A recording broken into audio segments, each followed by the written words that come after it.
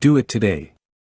Overcome procrastination, improve productivity, and achieve more meaningful things.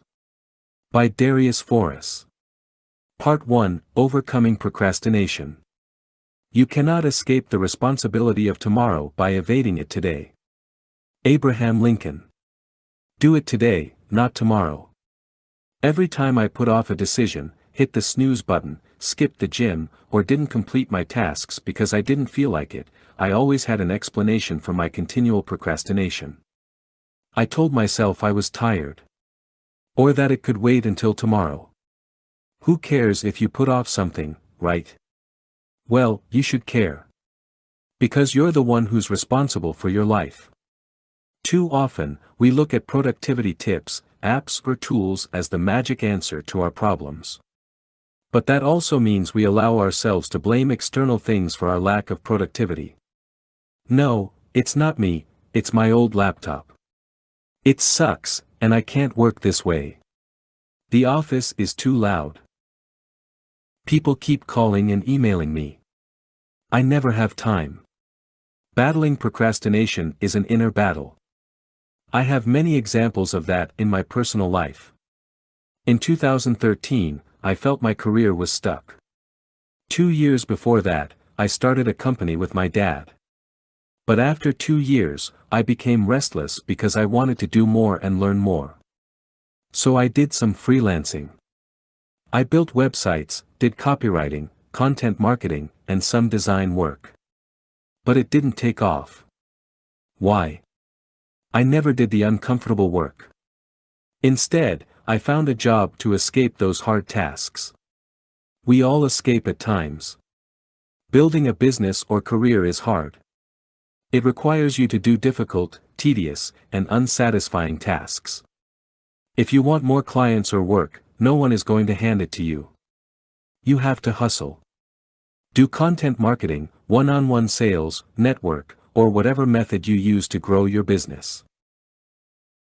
And if you want to climb the corporate ladder, you have to form alliances, be strategic, outperform your targets, and be great at what you do. That's what you should do, right? Most of us already know these things. Or, you will find out about it. There's no such thing as a secret to succeeding at work. However, we prefer to escape work. And that's at the core of procrastination to me. You know what you have to do, but you don't do it. Instead, you open a news site and start reading useless news items.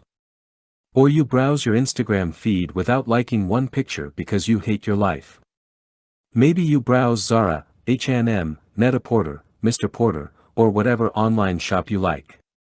That was, and to a degree still is, the story of my life. For example, I'm now working on a new book. I know what it's about and I also have a title. But writing is also very difficult work to me. So I look for relief. I answer emails, read articles, go for coffee, do some online shopping, and work on recurring tasks to run my business. It's not that I'm disorganized. It's because I'm battling myself. Stephen Pressfield calls this inner enemy resistance in his classic, The War of Art. And this is what he says about it: resistance is always lying and always full of shit. Do it today, not tomorrow. I always have to keep reminding myself of that. When you procrastinate, you always want to do it tomorrow. I'm still like that. I think that's hardwired into us.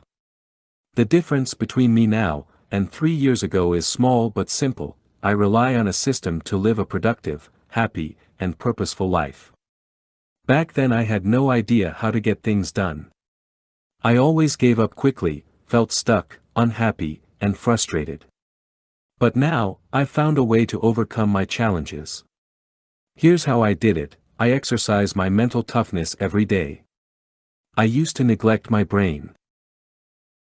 I was mentally weak, thought too much, and didn't rely on myself.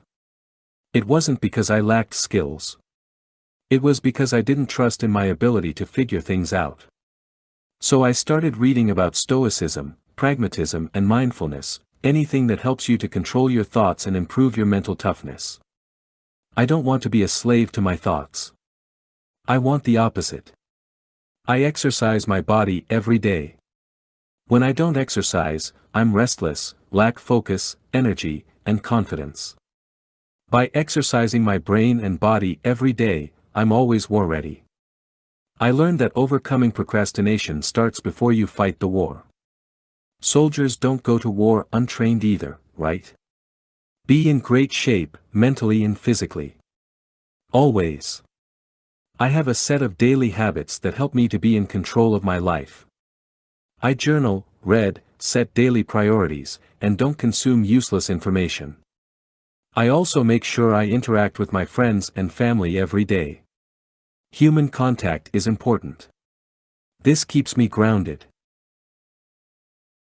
I don't have high expectations of life. And I enjoy my days. I never look beyond that. I always have a list of small, but important, tasks that I have to complete. Let's take my new book for example. I often want to escape difficult things like actually sitting down and writing.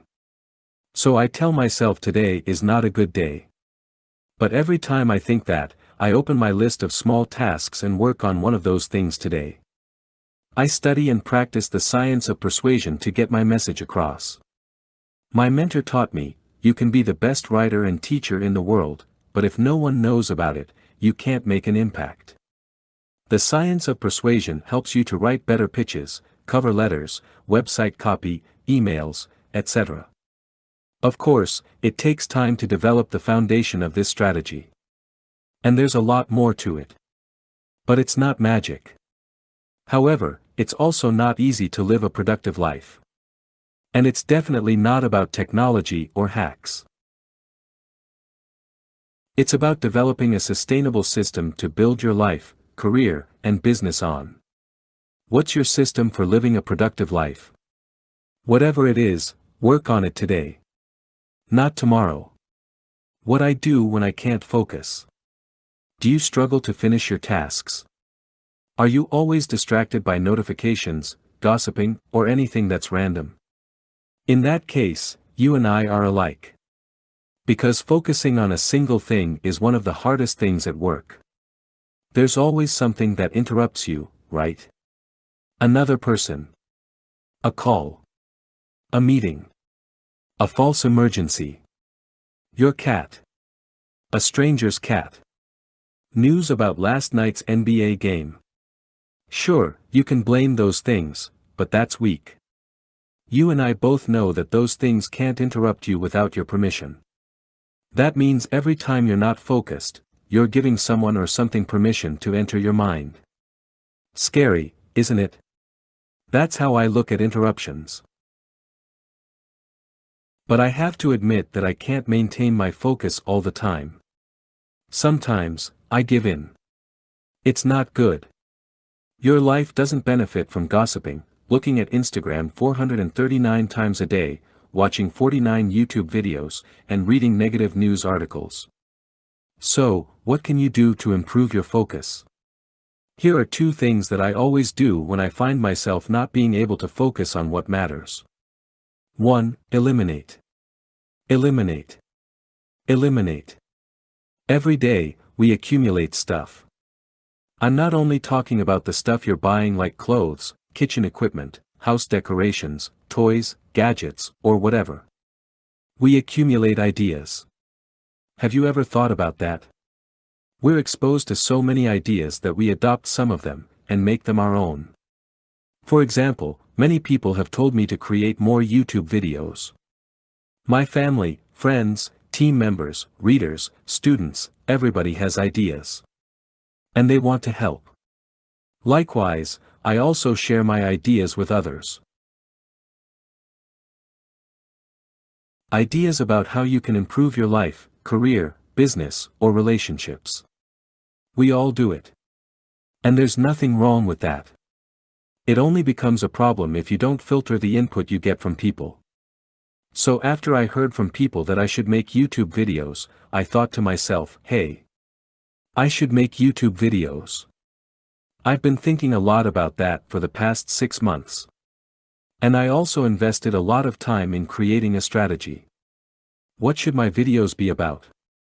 Where should I record them? How should I edit them? What music should I use? I've been working on it a lot. And I recently published a video as well. The response was positive.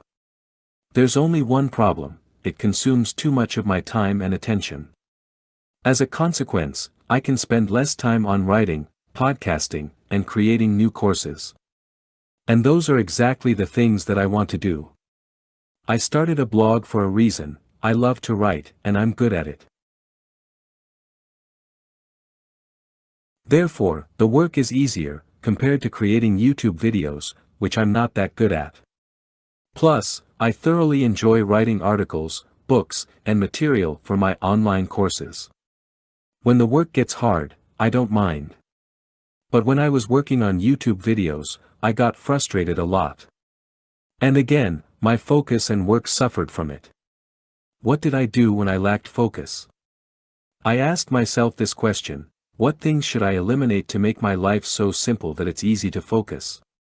In this case, I stopped focusing on YouTube. Elimination is a key strategy that I use for many aspects of my life. We accumulate so much unnecessary baggage throughout the years that we consistently need to eliminate: ideas, projects, work, objects, and so forth. If you find yourself struggling to focus, try this strategy. Make your life so simple that it's a breeze to live. And let's be honest here. Who wants to live a life that's impossible? Life is already hard enough. Don't make it harder. 2. Think about past success. Thinking about past success and happiness stimulates the production of serotonin, a chemical nerve our cells produce. Serotonin is the key chemical that affects every part of your body. Serotonin plays a huge role in our bodily functions. But it also helps to reduce depression, increase libido, stabilize mood, control sleep, and regulate anxiety. Serotonin also plays a massive role in our general well-being. But here's why serotonin matters to your focus. Serotonin also regulates delayed gratification. When your serotonin activity goes down, it can lead to a lack of focus on the long term. You are less likely to act on your plans. When you lose focus, there's a big chance that your serotonin activity is low. That's why you are giving into short-term pleasures like going out, drinking, shopping, having sex, watching TV, or anything else that gives you short-term pleasure. To improve your focus, boost your serotonin activity. Research shows that exercise can do that. But something else, that's equally effective, and a lot easier, is a simple mind exercise. All you need to do is remember positive events that happened in the past. Alex Korb, a neuroscientist at UCLA, and the author of The Upward Spiral, explains why remembering positive events helps you to focus on what matters. All you need to do, to increase serotonin levels, is remember positive events that have happened in your life. This simple act increases serotonin production in the anterior cingulate cortex, which is a region just behind the prefrontal cortex that controls attention. When serotonin goes up, your focus goes up. Ultimately, that's what you should do. I know that it sounds cheesy, but when something is wrong, you must fix it. When I can't focus, the first thing I do is to acknowledge that I have a problem that needs a solution. Some people go through life without even acknowledging that they have problems. No, it's not normal to check your phone every 2 minutes. No, it's not normal to gossip all the time. No, it's not normal to be bored. Focus on your life. Think about what matters to you. Then, do those things and don't get distracted. Stay on the path. Good luck. How to beat procrastination, backed by science. Procrastination has been around since the start of modern civilization. Historical figures like Herodotus, Leonardo da Vinci, Pablo Picasso, Benjamin Franklin, Eleanor Roosevelt, and hundreds of others have talked about how procrastination is the enemy of results. One of my favorite quotes about procrastination is from Abraham Lincoln. You cannot escape the responsibility of tomorrow by evading it today. The funny thing about procrastination is that we all know that it's harmful. Who actually likes to procrastinate? No one enjoys doing that. Me neither. And yet, procrastination was the story of my life. When I was in college, every semester, this would happen. In the beginning of each semester, I was the coolest dude on the planet. Relaxing, going out, enjoying myself. Big time. I experienced no stress whatsoever. However, about a week before my exams, I would freak out. Dude, why didn't you begin earlier? I would tell myself. And what would follow is an ugly sight of me, with a bunch of Red Bull cans, locked up in my room, freaking out while I was studying. And research shows exactly that. When you procrastinate, you might feel better on the short term, but you will suffer in the long term. It doesn't really matter why you procrastinate. Some love the pressure of deadlines. Some are afraid to fail, so they put it off until the very last moment. One thing that all procrastinators have in common is that procrastination has a price. This highly cited study, published in the American Psychological Society Journal, by Diane Tice and Roy Baumeister, discusses the cost of procrastination. It is related to depression, irrational beliefs, low self-esteem, anxiety, stress. Procrastination is not innocent behavior. It's a sign of poor self-regulation. Researchers even compare procrastination to alcohol and drug abuse. It's serious. And I've experienced that for many years. The years after I got out of college were also a struggle in terms of starting and finishing work. Procrastination is a habit that just sneaks into your system. It's not something you can shake easily. Every time I had a business idea or wanted to start something, it went like this. Every time I had an idea or a goal, I would start, but along the way, things would go wrong. I went from start to total chaos. Distractions, other ideas, other opportunities, failure, negative self-talk, etc., would get in the way. And the results are always the same: you never get anything done. Beating procrastination. To me, the key finding from the study by Diane Tice and Roy Baumeister is this: the present evidence suggests that procrastinators enjoy themselves rather than working at assigned tasks, until the rising pressure of imminent deadlines forces them to get to work. In this view, procrastination may derive from a lack of self-regulation and hence a dependency on externally imposed forces to motivate work.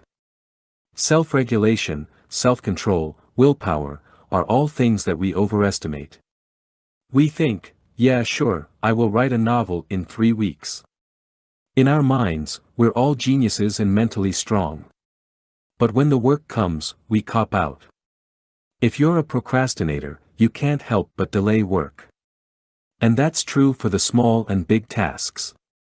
Sure, everybody fears to step outside of their comfort zone, that's why we call them comfort zones.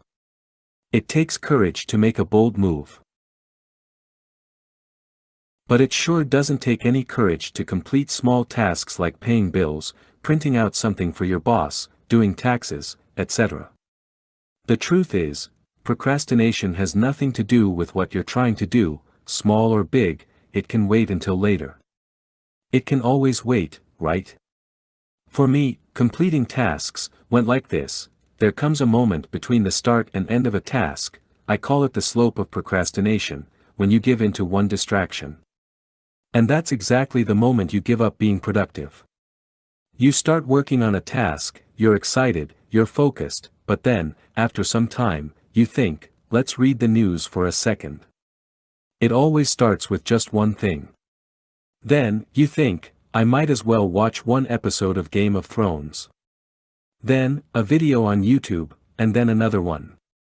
Then, a little bit of Instagram browsing. And so forth. It always ends with a bang: this is the last time I'm wasting my time. Yeah, right. Willpower doesn't work. Systems do. What you really need is a system for doing work. A lot of people shy away from routines, systems and frameworks because they want to have freedom. I'm sorry to disappoint you, freedom is your enemy. The fact is that, if you want to get things done, you need rules. What are some things that research proved to be effective? Self-imposed deadlines. Accountability systems, commitment with friends, or a coach. Working/studying in intervals. Exercising 30 minutes a day. A healthy diet. Eliminating distractions. And most importantly, internal motivation. If you combine the right productivity tactics, you have a productivity system. The deadlines create urgency, accountability will create responsibility, working in intervals improves your focus, exercising will give you more energy, so does a healthy diet, and eliminating distractions will take away the temptations. But there's no system that can help you if you don't have an inner drive. People overcomplicate that concept, but it's simple. Why do you do what you do? If you don't know, make something up. If you know why you're doing something, even the most annoying tasks become bearable. It will become a part of the bigger picture. So, instead of diving into work, take a step back, think about why you do what you do, and then rely on a system supports that. Not rocket science. Just science. How to stop wasting time and improve your personal effectiveness. The reason I research productivity is simple. I think that a productive life equals a happy life. Also, if you're more productive than average people, you'll advance faster in your career. You learn more. You do more. And eventually are rewarded more. And when I talk about productivity, I talk about being effective. Because productivity doesn't suggest that you get the right things done. It just means you get a lot of stuff done. But that's not what matters. Effectiveness, however, refers to getting the right things done. And if you want to do your job well, earn money, live a meaningful life, or learn skills, that is what matters the most. Otherwise, you just run around in circles. You might appear busy, but you won't achieve anything meaningful. In other words, it's easy to do useless work. Work that doesn't bring you closer to the outcomes you desire. Results matter the most. Practically, that means this: you might work for 50 hours a week, but if you don't experience any growth personally, emotionally, financially, you're not effective.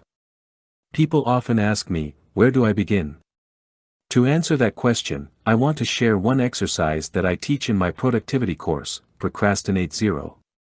It's an exercise that I picked up from Peter Drucker's The Effective Executive. To me, Drucker is the first and best thinker when it comes to effectiveness for knowledge workers. Many of the books, articles, productivity tools, and productivity apps you see these days are all in a way influenced by Drucker, who essentially invented the term personal effectiveness.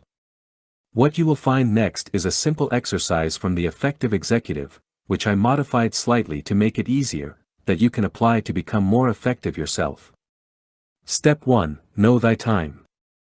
I often hear people saying, I don't know what's wrong with me. I keep procrastinating. My question is, do you know thy time? If you don't measure your time, it's tough to stop procrastination or improve your productivity.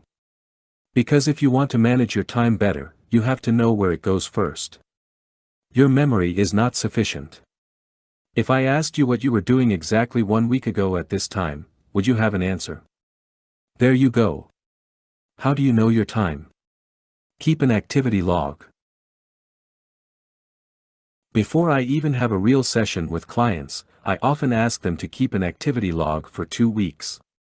An activity log is exactly what you imagine, an hour-by-hour record of what you're doing throughout the day. The specific method you use for your activity log doesn't matter. The only thing that matters is that you want to keep a record for at least 2 weeks. Preferably, you want a whole month of recorded activities. I just keep a pen and a notepad on my desk, and every hour I write down the time and what I've done during the past hour. It's important to keep the notebook visible, so you don't forget. Step 2. Identify the non-productive work. This step is actually very simple. I just have one question for you: go through all the recurring activities in your log one by one. What would happen if you would stop doing them? If the answer is, all hell breaks loose, don't change anything. But if your answer is, nothing would happen, you've hit gold. We all do activities that have zero return. I call those activities time wasters. Step 3, eliminate the time wasters. Boom. That's it. Know where your time goes. Identify the critical tasks from the trivial tasks in your life. And cut the trivial, time-wasting, tasks. That's simple. Yes. If you want to be a super effective person, you regularly keep a log. You don't have to keep a log for 365 days a year. Instead, do 2 stretches of 2-3 weeks a year. That's enough to keep track of your time and identify new time wasters. Also, the additional benefit of such a simple exercise is that it forces you to think about your daily routine. Often, we start time-wasting activities, and they become habits. And if you don't become aware of the pointless behavior, it's difficult to break those bad habits. I've found this exercise to be one of the most powerful things in productivity. Start now. Your activity log probably looks something like this. Insert time, read Darius Foroux article about keeping a time log and started my own time log. Insert time, turned off my phone and got back to whatever you were working on. Insert time, browsed the news, Facebook, Instagram. And watched YouTube videos. Be honest with yourself. Shit happens. Insert time, responded to emails. Great. I'm happy to see that you started. Now keep going for another 2 weeks. The habits of unproductive people you don't want to copy. The reason I study productivity is that I'm an unproductive person. I truly am. I sleep too much. I talk too much. I read too much. I listen to music all day. I watch movies. I buy gadgets that turn me into a zombie. If it weren't for my productivity system, I'd get nothing done. I wouldn't even write this article.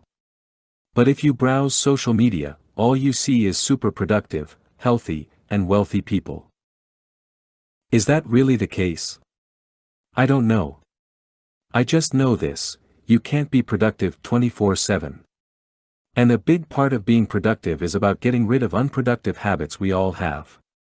What follows is a list of 10 unproductive habits that I learned to do less, or eliminate. Do you have a few of these habits?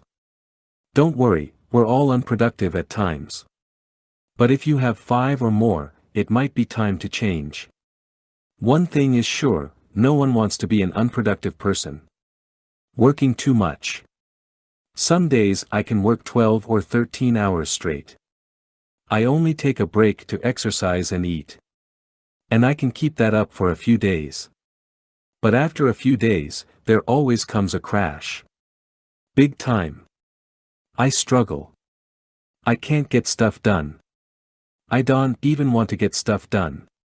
It's not good. So I learned to be more calculated with how much I work. Hemingway tried to stop at the height of his day. That's also my new goal. But that's hard because we always want things fast, fast, quick, quick, now, now. Just know yourself, your work, and your deadlines. Don't have a deadline. Take it easy because you need that juice for stressful times. And most importantly, have patience. Worrying too much. What if I go broke? What if I lose my job? What if she doesn't love me? What if I get cancer? What if this plane crashes? What if I lose my sight? What if I... You got your head so far in the sand like an ostrich that you can't see how self-absorbed that way of thinking is. It's always about me, me, me. I know all about it. The above examples are all from my personal life. I used to be the king of the what if game. But here's the thing, you're not going to die right this second. Get over yourself. Stop worrying. And do something useful. I know, it's not that simple, but still, you can learn how to stop worrying. Being stubborn. We deal with people all the time. Do you ever think, why should I listen to this guy? Or, what does she know? I don't know. Maybe more than you do. We just don't know until we listen to others. But if you always think you're the best in the world, you never give people a chance. I think everyone is stubborn. Some are extreme, and some are just a little stubborn. I must say, stubbornness is also a good trait. It's good to be deaf to critics and not about care what people think. But being stubborn in relationships is plain frustrating. That kind of stubbornness is not good. And it just so happens to be that life is based on relationships. And your career too. So when you refuse to work with others, you're sabotaging everyone else that's involved. Just remember that. I try to remind myself often that stubbornness can be bad. But sometimes it's so bad I don't even listen to myself. But I keep trying. Checking things. What are you doing? I was just checking Facebook. What are you checking? Email. TMZ. CNN. NBA. NFL. Instagram. Twitter. Snapchat. Checking is not a useful thing. It might be a verb, but it's not a real action. When I started blogging, I always checked my stats for no reason. Then I thought, what's the outcome of checking? Nothing. You just consume information. I try to keep my checking at a minimum. That's why I deleted all news and social media apps on my phone. I don't even have email on my phone. Otherwise, I check it all the time. I don't want that. I only want to check my email when I have time to answer emails. Checking is a habit that you can never fully eliminate. I still follow the NBA because I like it. Pick only one or two checking vices you actually like. Eliminate the rest. You're not missing anything anyway. Escaping life. Until 2 years ago, every time I'd get stressed out, I said stuff like, I need a drink. Or, I have to go on a vacation.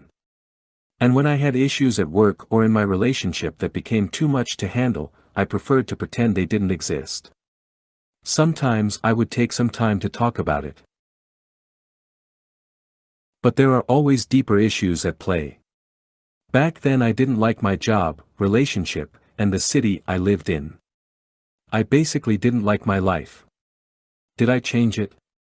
Nope. I always tried to escape my issues. Escaping problems gives you some stamina to face your shitty life again. But you and I both know that problems never go away until you grab them by the root and extinguish them. I learned that the hard way. These days I deal with problems before they become big problems. Saying yes. Most people are afraid to say no. Maybe you don't want to let people down. Maybe you are uncomfortable with the word no. I don't know. Doesn't matter, really. What matters is this: if you keep saying yes, you're living someone else's life. Think about it. Deep down, we all know that it's true. We're not even in control of our own time. Want to be in full control of your life? Say no to a million things and yes to a few things that matter. Not writing things down. Yeah, you have the memory of an elephant. Or you're so smart that you remember everything, right? Wrong. Not writing down your thoughts, ideas, tasks, etc., is stupid. Why? Because you're wasting a lot of brain power when you rely on your memory. When you write everything down, you can use your brain power for other things. Like solving problems. That's actually useful and advances your career. If you journal, that's even better. But I've found that not everyone likes the idea of journaling. So let's just call it writing things down. What did you write down while you're reading this article? Being hard on yourself. I suck. No, you don't. Why? You got out of bed this morning, right? Yeah. Congratulations. You survived this hard thing called life. Be proud of yourself. Everything you do after getting out of bed is a win. Neglecting your personal education. Woohoo. I finished college. Goodbye lame old books. If that was you, no matter how long ago, you do suck. Who learns one thing and stops forever? I don't even know why we have that idea planted in our brain. I always thought that learning stops when you get out of school. But the truth is, your life stops when learning stops. Invest in yourself. Learn something. Read books. Get courses. Watch videos. Do it from home or go places. It doesn't matter. Just learn new things. You'll be more productive and more excited about life. Hating rules. I saved the best for last. Most people hate rules, right? It starts when we're kids. Why do I have to do this? Why do I have to do that? Because it's better for you. That's why. You weird kid, but when we're adults, we don't have to follow the rules, other than actual rules set by the government, but you get what I'm talking about. Rules are dumb. That's what I always believed.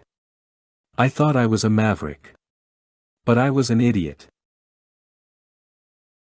Rules are actually the best thing about life. Without rules, we would be hot dog eating pigs right now. And when it comes to productivity, the first rule is, have rules. If you want to live without rules, go ahead. But life is not Fight Club. Rules actually help us to solve problems and get the most out of life. Josh Weltman, an advertising creative director for 25+ years, and the co-producer of Mad Men, put it well in his book Seducing Strangers: Solving a Problem Requires a Weird Combination of Freedom and Constraint. Whenever I hear, just have fun with it, or, think outside the box, I know from experience that things are about to turn into a colossal waste of time. Good news, you make up the rules. For example, one of my personal rules is this: never complain.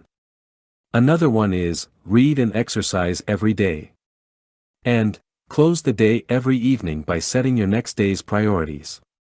When you combine all your productivity rules, you have a system. Voila! And a system changes everything. I rely on my system to work smarter, better, happier, and effectively. It took me years to figure out that a system is a good thing, and a few more years to create one, but it was worth it. Because now, I get to be a productive person. Not bad for an unproductive person, huh? This 30-minute evening ritual will help you to kick life in the ass. After a busy day, it's quite challenging to wind down and get ready for a good night's sleep. Too often I find myself working until late. And sometimes I might find myself reading or watching a TV show. And when you're ready to go to sleep, you can't. Your mind is buzzing with thoughts you don't want at that time of day. It's no secret that a lot of people have difficulties with sleeping. According to the National Sleep Foundation, 45% of Americans say that poor or insufficient sleep affected their daily activities at least once in the past 7 days. Why's the evening so important? Well, you might have a perfect morning ritual, a fully planned calendar, and the intention to crush your day, but if you lack the energy, you're not doing anything productive. During the past 6 months, I've experimented a lot with evening and morning rituals. What I've found is that a morning ritual is easy to implement in your life. But they're also easy to quit. When we wake up tired, we often fall back on our, not helpful, habits. End result? You lose, and life wins. You end up not focused, out of control, agitated, and just not happy overall. That's why I've created an evening ritual that helps me to get ready for some well-deserved rest. We all know it, get 7 to 9 hours of sleep. But too often life gets in the way, and we don't follow common sense. But with the following evening ritual, I've found a good way to bring more consistency in my evenings, and therefore, my life. From minute 0 to minute 10, close the day.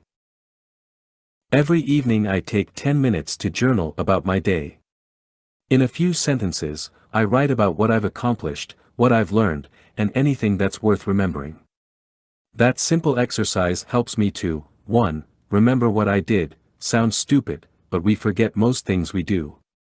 2. Review my progress and see whether I'm doing all the things that I should be doing, like reading, working out, spending time with my family, writing, talking to people I work with.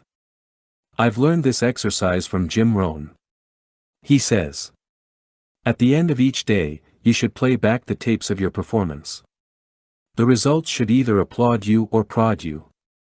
It's simple, close the day before you start a new day. Also, close every week before you start a new week. Similar for every month, and every year. Sounds simple, right? It's one of those simple ideas that have a huge impact on your life. From minute 10 to minute 20, review tomorrow's calendar. This is essential. When you wake up, you want to know exactly what your day is about. Do you have any important meetings or calls? Deadlines, maybe? What do you have to get done? When are you working out? Do you have any pressing items on your agenda? When are you dealing with them? This simple exercise takes away almost all stress and anxiety I have. Most anxiety comes from unsolved problems. And often, we worry about problems that are not real. But when you say to yourself, I'm going to work on problem X from 10 a.m. until 11 a.m., you can relax. Also, there's nothing you can do late in the evening. Just go to bed, already. Leave the problem solving for tomorrow when your brain is fresh. From minute 20 to minute 25, prepare your outfit. Oh, you're so vain. No, I don't want to unnecessarily stress my brain. Look, your brain is a muscle. And after a certain amount of decisions, your brain runs out of juice. And that means the quality of your decisions will decrease. That's called decision fatigue. But I'm not worried about that in the evening because I'm headed to bed so my brain can recharge. A few extra decisions won't hurt. However, those few extra decisions will hurt your productivity if you think about your outfit in the morning. So why not prepare your outfit so you don't have to use your precious brainpower in the morning? From minute 25 till minute 30, visualize. Because I've gone through my calendar earlier, I know what my day will look like. Next up, visualize the next day in detail. Charles Duhigg talks about this exercise in his new book Smarter, Faster, Better. Duhigg writes about how the most productive people visualize their days with more specificity than the rest of us. I prefer to do this exercise in the evening because when I wake up in the morning, I still remember what I've visualized. The result is, no more snoozing. You won't believe how much I would hit the snooze button in the past. In fact, I would snooze so often that the alarm on my phone would just give up. The hardcore snoozers know what I'm talking about. Hit snooze so often, and you win. The opposite is true. Snoozing is for losers. But I'm not losing anymore because of this 30-minute evening ritual. As a result, I go to sleep without stress, and I wake up with focus. I exactly know what I have to do to turn the day into a success. And that's what I want to achieve with this ritual. 30 minutes of your evening sounds like a pretty good ROI if you want to improve your life. So give it a try tonight and find out for yourself. But don't be surprised if you wake up tomorrow morning ready to kick life in the ass. Why disconnecting from the internet improves your focus? Modern life is pretty good.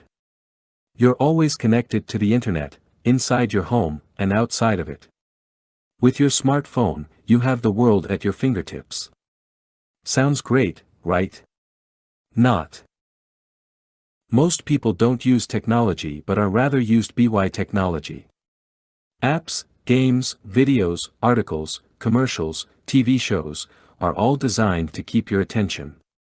So without you knowing it, you waste countless of hours every single week. Your attention is all over the place, but not at the right place. To be everywhere is to be nowhere. Seneca. Why do you think Netflix automatically starts the next episode in 3, 2, 1 seconds? When that happens, you think, screw it, let's watch another episode. The same goes for YouTube. Why do you think their suggestions are so good? They keep you locked in. And this applies to all content. There is always a next video, episode, article, game, round, movie, you name it. Funnily enough, most people who read these type of articles know that a lack of focus is bad. And in recent years, a large number of research papers and books have appeared about the harmful effects of distractions. Specifically, research shows that distractions are associated with more stress and higher frustration, time pressure, and effort. Doing focused work is hard. We're always distracted. And it's not your fault. Most technology taps into your lizard brain and locks you in, it turns you into a consumer. So don't even think about resisting the internet or technology. I bet you've tried it in the past. I'm never going to browse mindlessly for hours. Yeah, right. What will work? Recently, I wrote about how I beat procrastination by creating a system. Well, one of the most critical parts of that system is this: disconnect from the internet. And there's only one reason to do that: too much of anything is a bad thing. Even good things. Too much exercise. You will get overtrained. Too much love. You will smother people. Too much work. You will burn out. Too much food. You will get fat. Too much water. You will die. So why do you consume so much internet? I asked myself that question 2 years ago. I had no answer.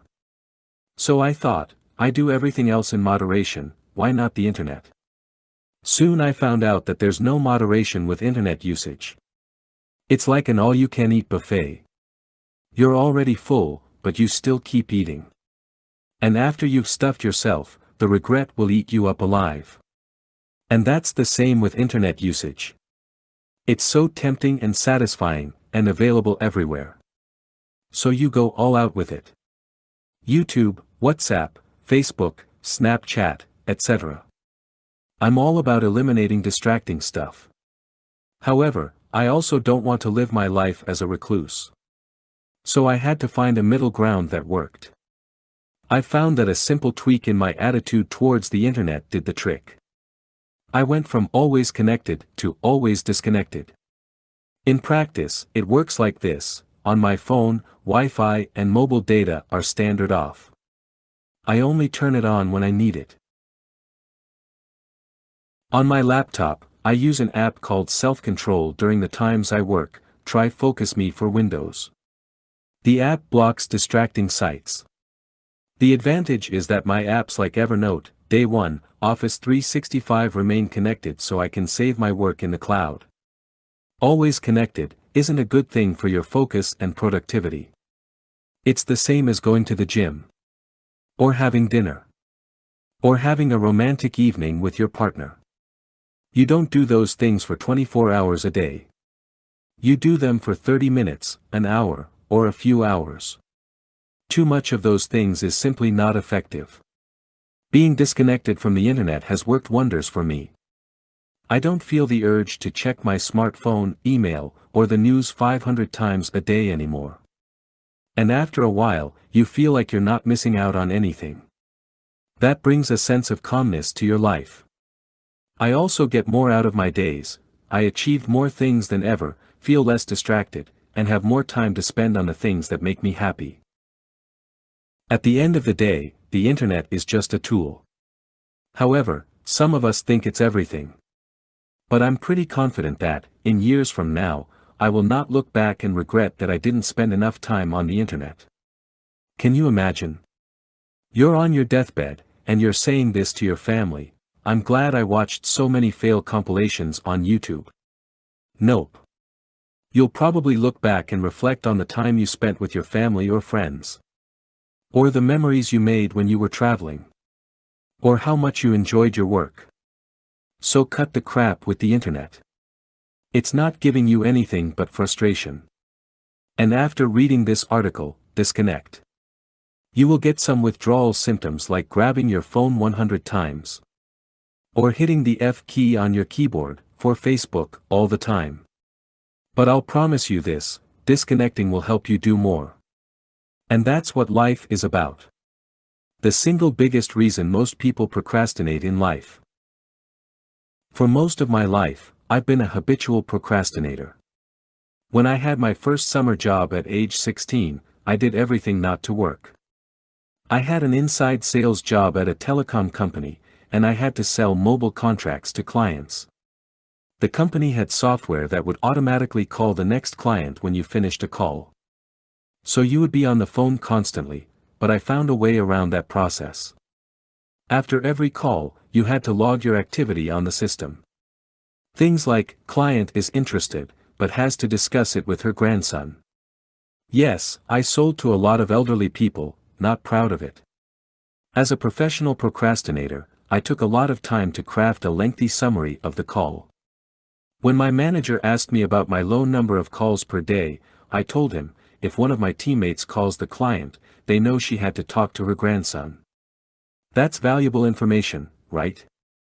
I did everything to put off the next call. I also procrastinated during my years at university, pursuing a master's degree in marketing. I always waited until the last moment to finish an assignment or study for an exam. I even procrastinated when I worked as a freelance marketing consultant after I graduated. I'm doing research. This time, I told myself. I didn't understand why I always put off things to the last moment. I thought it was a part of my character. And many of my friends were similar. They would say, "Who wants to work? Let's have some beer." This is what I believed: work is something you don't like to do, you just do it because you need money and status. Sadly, many of us believe that is the truth. Fortunately, my procrastination behavior changed this year. It wasn't some kind of magical productivity hack or software that turned me into a productivity machine. I'm more productive and focused than ever. And I'm more satisfied with my work than in the past. Do you want to know the secret? I'm finally doing something that I love. That's it. Work is not bad at all. I love to write, that's why I do it 7 days a week. I didn't like my previous jobs, businesses that I started, and I sure didn't like to study for classes I had zero interest in. Previously, I thought that you procrastinate because you have poor time management skills. That's why I've tried every productivity hack, system, or software, but they are all useless when you compare it to doing meaningful work. Do you want to get stuff done? Do stuff that matters. Productivity hacks get a lot of attention. And very often, people present with time management tips as a solution. In a way, time management reminds me of speed reading. Many of us want to speed read to finish more books in less time. But why? I enjoy reading, I don't want to spend less, but more time on reading. It seems like we want to skip the actual work and only focus on the outcome. It's like Ryan Holiday, author of The Obstacle is the Way, says in his article about speed reading: if you find yourself wanting to speed up the reading process on a particular book, you may want to ask yourself, is this book any good? Life is too short to read books you don't enjoy reading. I think you can apply Ryan's quote to your life and career as well: life is too short to do work you don't enjoy. No matter how many productivity hacks you try, you won't produce more if you're not passionate about what you do. If you find yourself regularly procrastinating, you may want to ask yourself, am I passionate about my work? If the answer is no, you know what you have to do: find something that you are so passionate about that you don't want to procrastinate for 1 second. We all know that time is finite, so why not behave accordingly? If you know that you have limited time on this planet, why waste it? We all sorely complain of the shortness of time, and yet have much more than we know what to do with. Our lives are either spent in doing nothing at all, or in doing nothing to the purpose, or in doing nothing that we ought to do. We are always complaining that our days are few, and acting as though there would be no end of them. Lucius Aeneas Seneca. I'm a believer of, do what you're passionate about, but I'm also a believer of, do what you're good at. The sweet spot is right in the middle, a job that you love, and are also good at. Ramit Sethi, author of I Will Teach You to Be Rich, says that work and passion go both ways. He says that when we get really good at our job, we often become passionate about it. I'm not saying that productivity tips are useless. In fact, I've written about productivity tips that improved my output. What I am saying is that the best solution for procrastination is doing meaningful work. And procrastination can be a sign that you're doing something that's not meaningful. Don't let procrastination become a habit. After all, the worst procrastination is putting off your dreams and goals. If you're waiting for the right time, Benjamin Franklin says, you may delay, but time will not. If you don't listen to me, listen to him. This ancient habit will maximize your focus. Ever since I was little, I worried about many things. My favorite topics were money, health, and my future. What's your favorite topic to worry about? And don't tell me you never worry or fear nothing. Because if you have zero fear, that means you're a robot. Everyone spends time thinking about things that will never happen. Because that's what fear is. Michel de Montaigne, the 16th century philosopher, said it best. My life has been full of terrible misfortunes, most of which never happened. We all know that fear is meant to save us from trouble. But in the modern world, that's simply not true anymore. These days, fear is only something that occupies your mind. Our thoughts are so cluttered with fear, worry, and stress, that we can't focus on our goals. In my personal experience, living a full life has nothing to do with the resources or opportunities you have. It's about knowing what you want, and also knowing how you can get it. That's why you need to be focused every day. Without work, no goal will ever be achieved. That's why I want to share one ancient habit that stood the test of time. This habit has proved itself over and over again. The power of having a mantra. I'm not a spiritual person. I believe in coincidence and luck. I also don't believe in some kind of spiritual energy that we can't see. I'm a pretty skeptical person. But I'm also a pragmatist. I believe in what works. That's why I never challenge religion or spirituality, because it works for millions of people. In fact, I study religion, cultures, and different beliefs that people have. And one thing that I've learned from religion is how useful a mantra is. Most of us have heard about it, but few of us have one or, let alone, actively practice it. What is a mantra, anyway? A good definition I found online is this: a mantra is a sacred utterance, a numinous sound, a syllable, word or phonemes, or group of words in Sanskrit believed by practitioners to have psychological and spiritual powers. Mantras exist, in some shape or form, for centuries. You can find them in Hinduism, Buddhism, Taoism, and Christianity. I've learned that people from all over the world use a mantra to overcome fear and improve their focus. It doesn't matter who came up with it first. What matters is that it works. My favorite example of someone who applies it is Floyd Mayweather. Yes. The boxer. Mayweather might be a controversial figure that people either love or hate. But he's also considered as the best boxer of all time. Not one of the best. The best. He has a record of 50-0. And he never even came close to losing. His recipe for success. A lot of talent, that's for sure. But, the man also has a crazy work ethic. And he's been training ever since he was a baby. I've been following him for years. I don't care about his cars or money. I watch his training videos to see whether I can learn something that I can apply to my own life. A person with those kinds of results must do things right.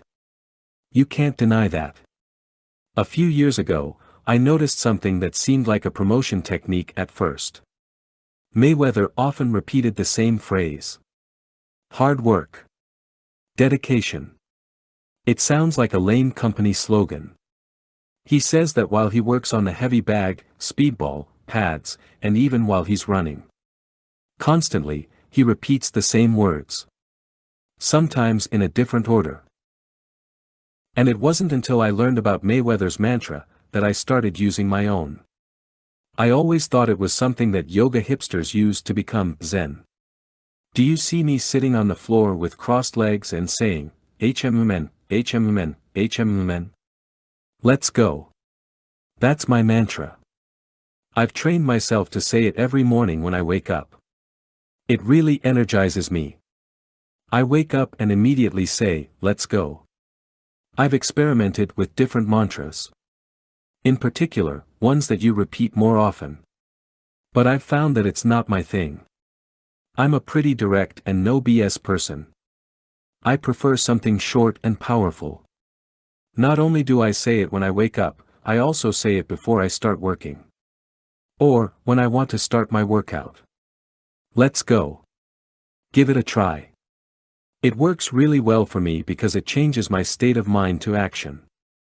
Especially when I feel afraid or powerless in life, I try to force a change in state. You know that platitude, the only way out is through? I believe that's true. And if you want to get through things, you need action. After you start using your mantra, you get into a worry-free zone. This is one of the most effective things I've found in all of personal growth. I highly recommend a mantra for everyone. All you need to do is pick a slogan that helps you to get focused, and that changes your state. Give it a try now.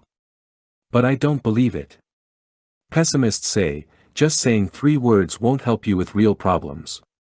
To those people I say, what will help?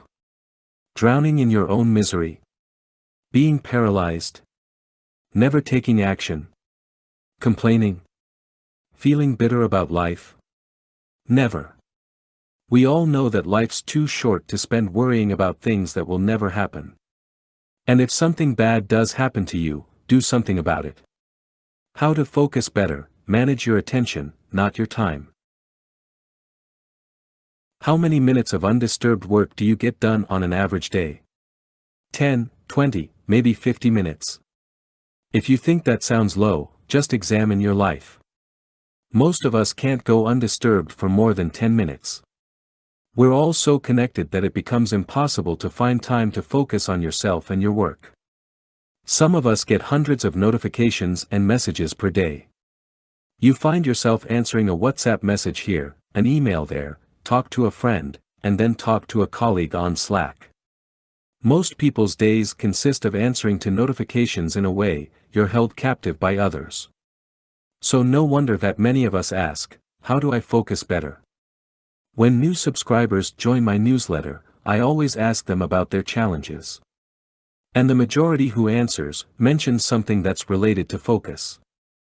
In fact, when I did a survey on my newsletter last year, 28% said that their biggest challenge is related to focus and time management. Here are just 2 examples of what readers mentioned to me. My number 1 challenge in life and career is trying to stay focused on my tasks. My mind always starts drifting to trivial things when I'm at work. My biggest challenge is, how can we define what to really focus on? These questions have been on my mind in the past too. And you know what I found? Distractions are not some 21st century first world problems. Distractions have always been a part of life. It has nothing to do with your smartphone or YouTube, online shopping, Instagram, or any other thing you want to blame for your lack of focus. It's human nature. We love to be busy. Socrates, one of the founders of Western philosophy, warned us 2,400 years ago. Beware the barrenness of a busy life. Busyness is not a good thing. Because busyness and distractions go hand in hand. Want no distractions? Move to the woods, but that's not how life works. Plus, modern-day life is too good. Seneca, one of the most famous Stoic philosophers, said this in Letters from a Stoic. There is never a time when new distraction will not show up. There are always distractions. So you better train yourself to manage your attention. Not your time. Because that's the biggest mistake people make. We falsely believe that we can manage time. But time can't be managed. The only thing you control is your attention. And remember, focus determines the quality of your life. No focus means no control of your attention. And no control means frustration. We all know what frustration leads to. Start managing your attention. Not your time. Part 2, Improving Productivity. It's like a lot of things, said the smith.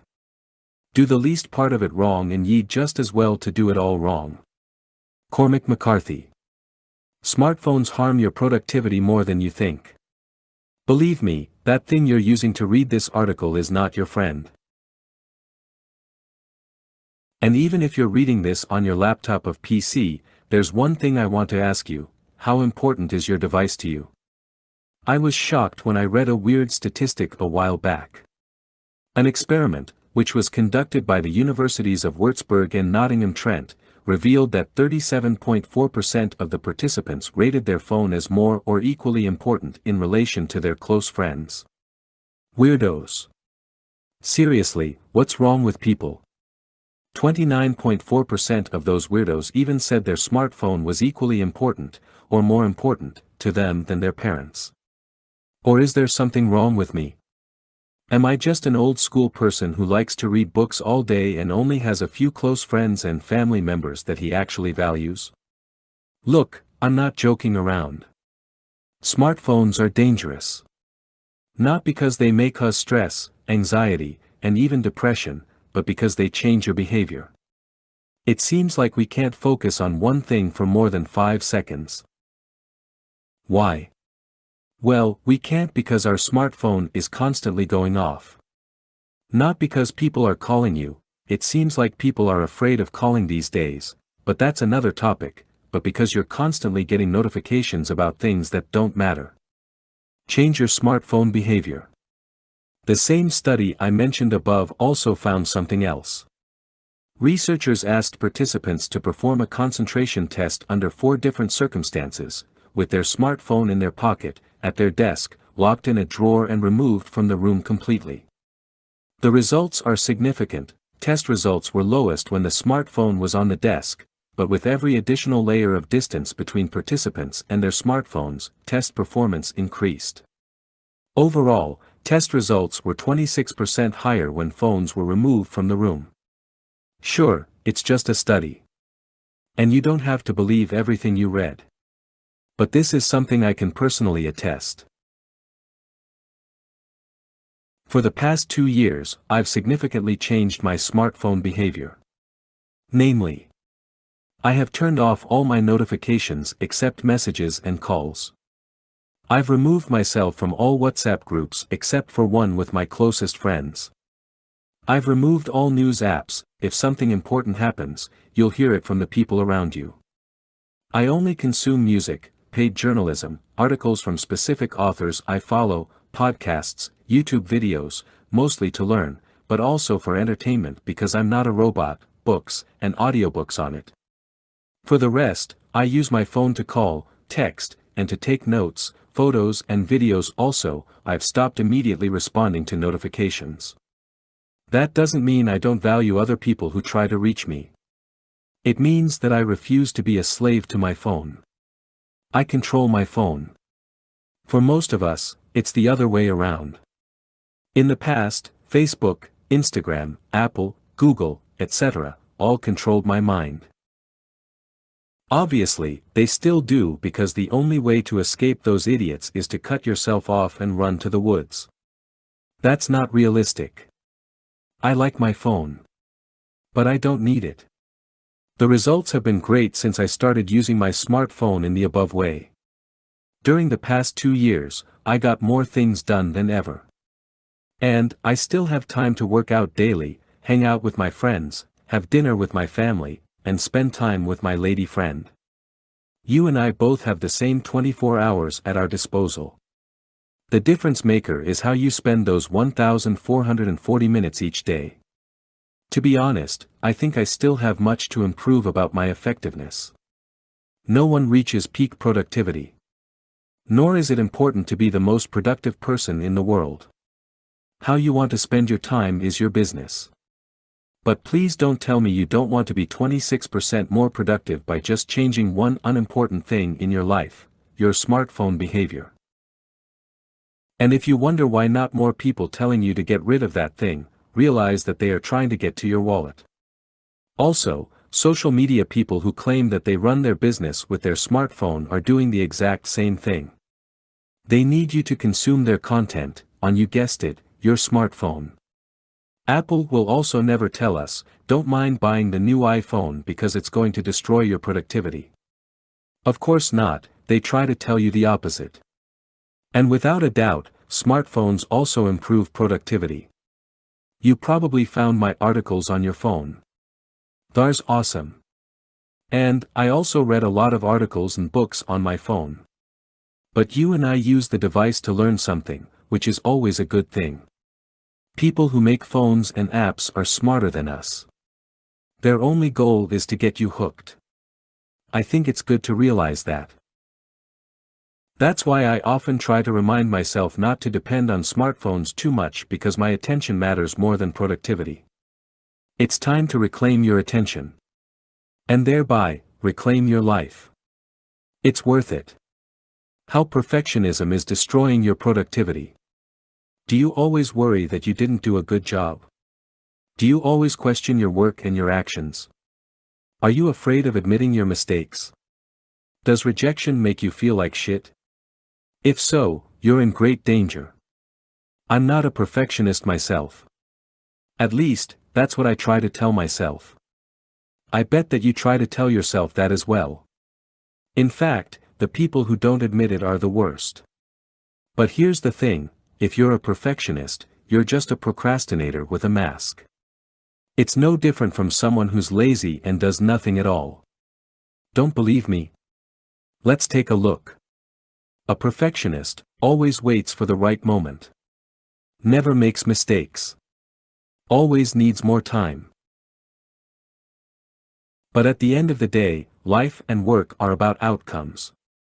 Results matter. And if you're a perfectionist, you might get the outcome someday. But the question is, when? And, at what cost? Research specifically shows that perfectionism is closely related to depression and low self-esteem. Perfectionists are their own devils. Jack Kirby. Is the price of perfectionism really worth it? I've found that perfectionism is just another form of procrastination. When you constantly worry about making mistakes, doubt creeps in your mind. And that causes indecision. There are two types of perfectionists. One, the one that never starts. You want to achieve something, but you immediately start doubting yourself. You think, I don't think I can do it. So you never start. Two, the one that starts but has too high standards. You set a goal. You work hard, maybe too hard. But you've set your goals so high, that you're always failing yourself. Both scenarios can cause the following: anxiety, worry, depression, and type A behavior. These are things that we rather avoid. Joachim Stober and Jutta German, who studied worry, procrastination, and perfectionism, write, the combination of concern over mistakes and procrastination may be a crucial factor in the maintenance of worry. On the one hand, it may prolong existing threats because no steps are taken to cope. On the other hand, it may increase existing threats or even produce additional threats because initially solvable problems will pile up, thus creating an overload of problems that may finally be insoluble. And that feeling of being helpless is the biggest pitfall for us. Because what do we do when we feel helpless? Exactly, we give up.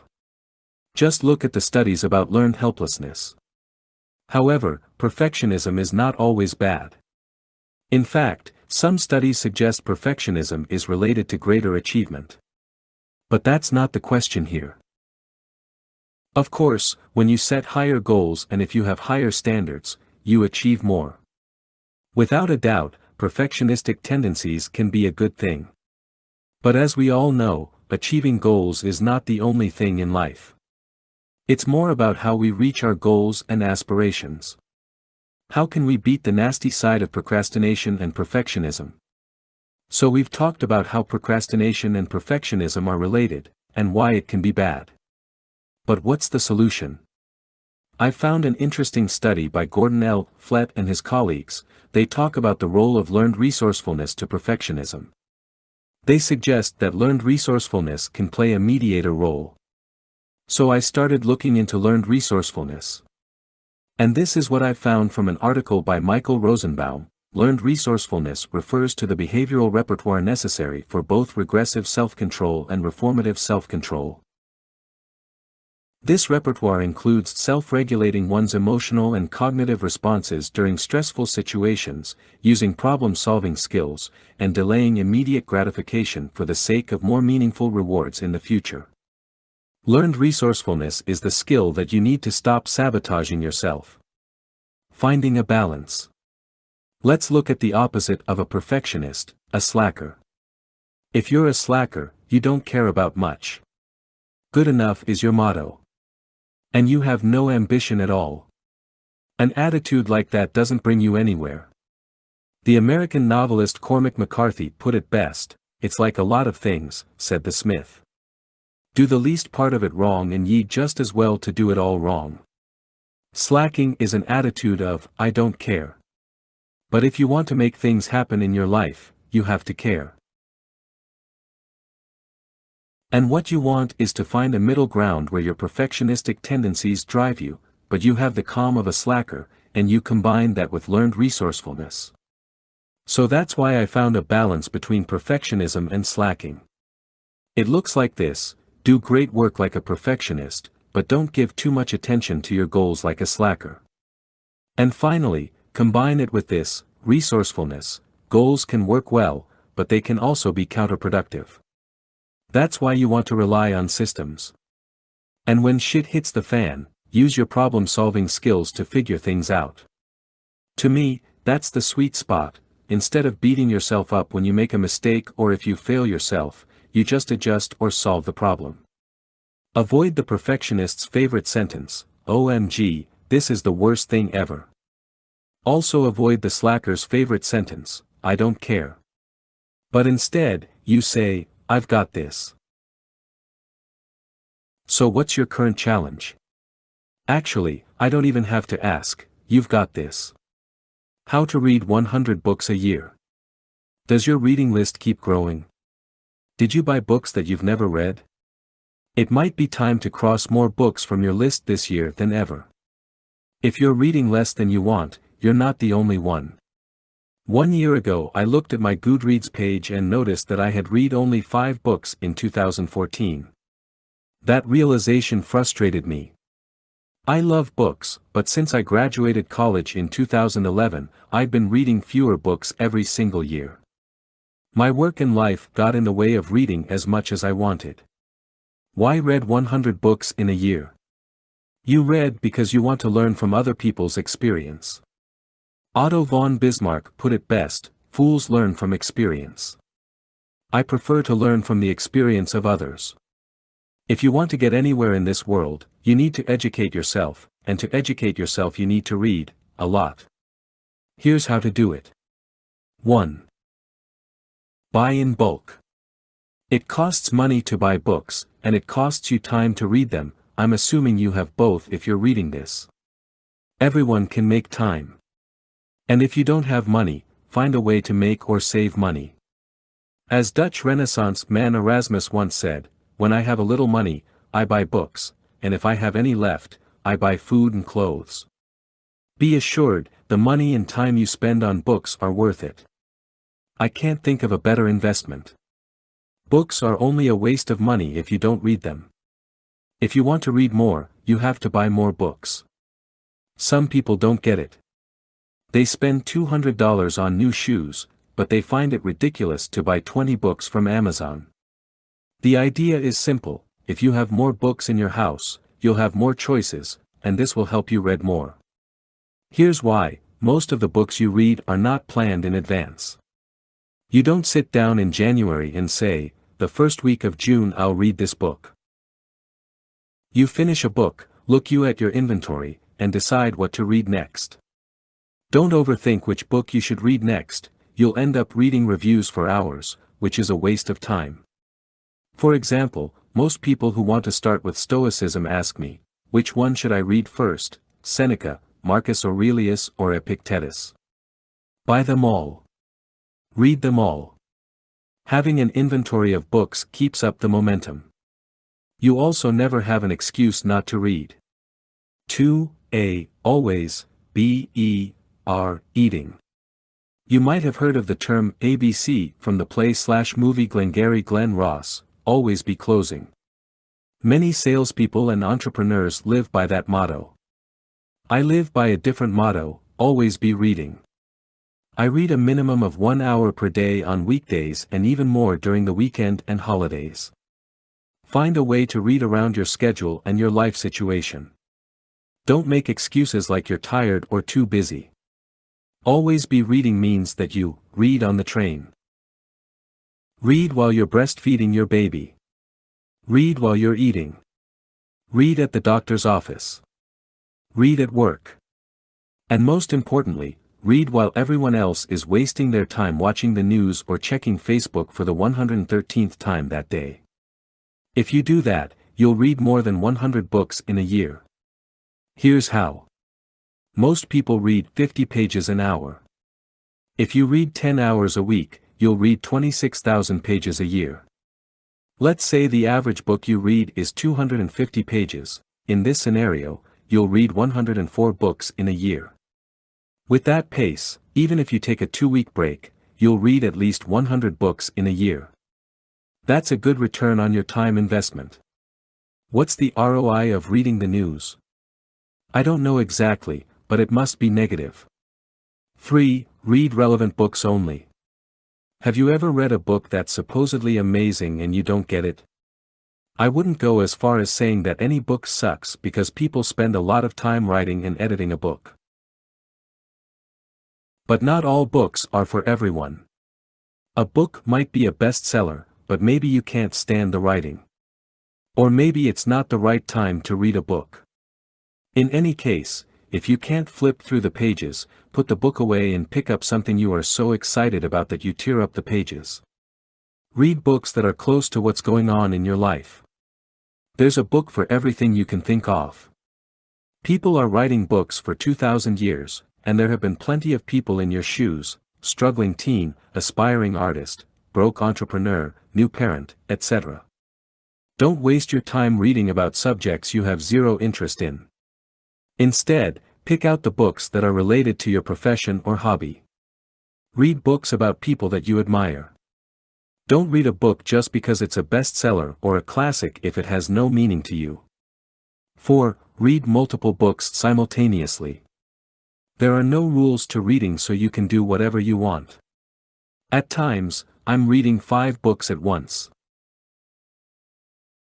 I might read 50 pages of one book in the morning and then read another book in the afternoon. That's how I prefer it. Others like to read a book cover to cover and only then read something new. If you're reading something that's complicated, you might want to read something that's easier for the evenings. I like to read biographies before I go to sleep because they are like stories. Fiction also works well in the evening. I don't want to read a book about investing in bed with a highlighter and a pen. If I do that, I will be awake until 3 a.m. because my mind is buzzing with the new things I'm learning. 5. Retain the knowledge. Knowledge is only good if you use it.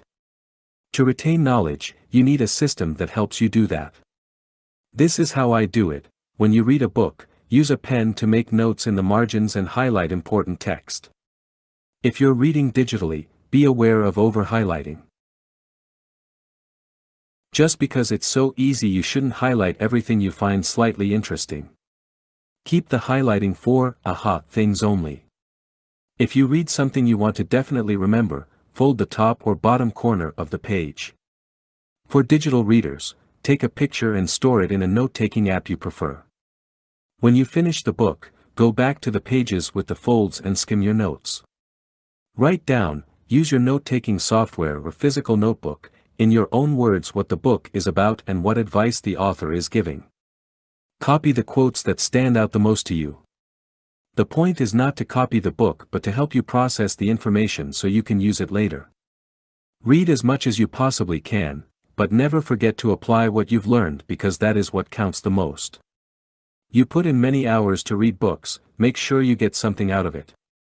Take a vacation, it boosts your productivity and reduces stress. You recharge your phone when it runs out of juice. You refill your gas tank when you're running on empty. But sometimes, you forget to do the same for your most precious possession, your body, and the brain that's inside of it. Whether you love what you do, are in between jobs, or have a job you hate, you're working. Living is also a job. A pretty tough one, actually. Just the act of getting up in the morning can be a daunting task.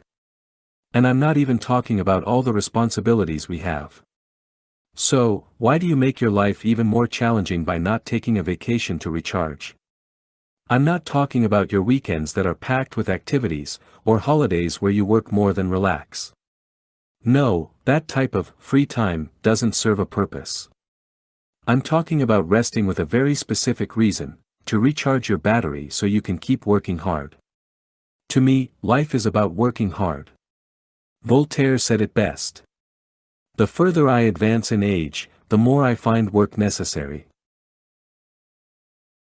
It becomes in the long run the greatest of pleasures, and takes the place of the illusions of life. Rest reduces stress. Improves creativity and productivity.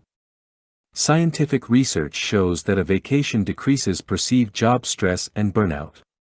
Now, that's a pretty solid benefit of taking a few days off. But there's more. As you may know, I'm always interested in productivity. In the case of resting or a vacation, my question is: will I get more things done when I get back? The answer is yes, but there's one major thing to keep in mind. But let's back up a bit. What does it mean to get more done? Getting things done has nothing to do with time. If you work more hours, you don't necessarily get more done. In fact, research shows that working more hours general means less productivity. Why? Well, we often waste time if we have more of it. It's simple. If I say to you, you have a year to write an article. What would you do? Procrastinate, right? But what if I tell you that you only have 2 hours? You immediately think, how can I write this article ASAP? So in a way, having more days off, and fewer days to work, forces you to be more effective with your time. Research shows that a vacation in itself won't make you more productive, but when you have more days off, you have a strong desire to get more things done in less time.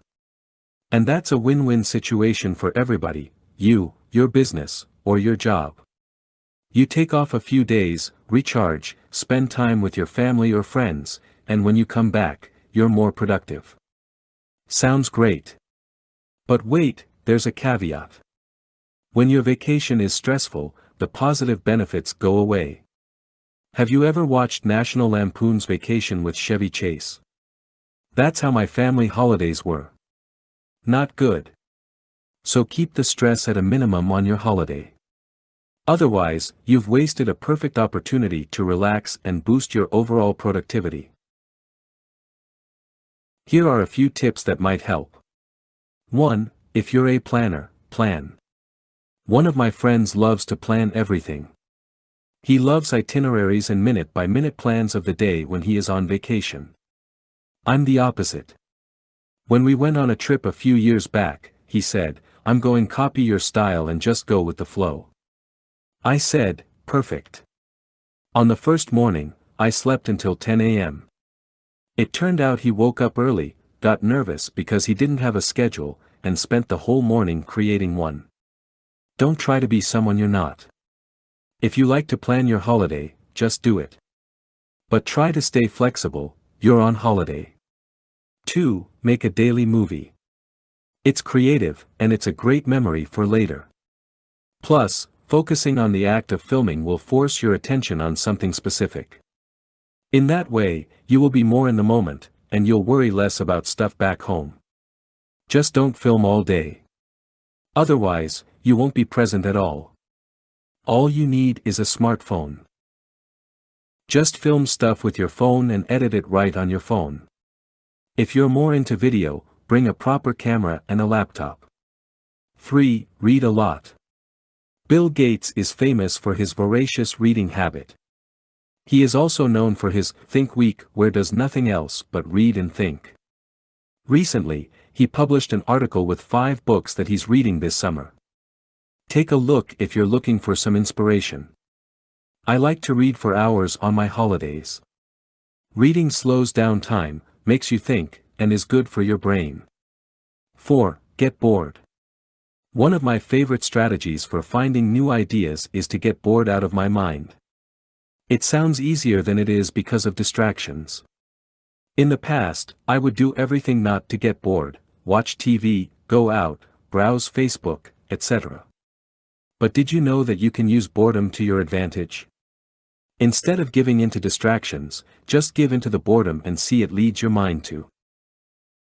In fact, one of my favorite artists of all time, Andy Warhol, embraced boredom. You can tell by the boring films he made or the references he made in the philosophy of Andy Warhol about getting bored. Whenever I hit a creative wall, I just do nothing. Literally, nothing. Try it sometime. It's a great strategy, maybe you come up with the next best thing in your industry. It's never a good time to take a break. I just need to finish this project. My boss will never accept it. People will think I'm lazy. I don't have time. Money never sleeps. Yeah, I've been there too. But what would you rather, continue to work without resting and burn out? Or take some rest before you're tired? Yup, life is long, so play the long game. On that note, I might not be tired yet, but it's time for me to take a break. So I will see you again when I come back on August 1st with a new article. Until then, take it easy, because I definitely will. P.S. For years I couldn't afford to go on a holiday. If you're in the same position, have a staycation. The above tips still apply. Eliminate mindless browsing. We all have days we feel unproductive or that we did not do anything. When you feel you are not productive, the chances are that it is because interruptions and multitasking drain your energy. When you juggle multiple things simultaneously, like sending an email, text a friend and checking your Facebook while you are in a meeting, you engage in context switching. In a research done by Gloria Mark of the University of California, Irvine, it showed that it takes an average of 25 minutes to return to the original task after an interruption.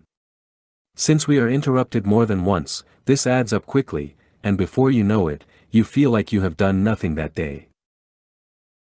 Clifford Nass, a sociologist from Stanford University, has researched the impact of multitasking and found that people who engage in multitasking are suckers for irrelevancy. We engage in multitasking because we are distracted by notifications, which are addictive. We cannot control ourselves, we must look at the notification to see who or what wants our attention. Every time a notification pops up on our screen, we get a rush that releases dopamine. Dopamine is one of the body's happy chemicals, it controls the pleasure systems of the brain and makes you feel joy. This joyous feeling is addictive and makes us seek out behaviors that stimulate dopamine. You can think about food, sex, drugs, and the notifications you receive on your screen. While dopamine may cause a rush, it also exhausts us. That is why you still feel tired at the end of the day while you have not been productive. This is a harmful process, and we need to stop this pattern. The fix: eliminate browsing.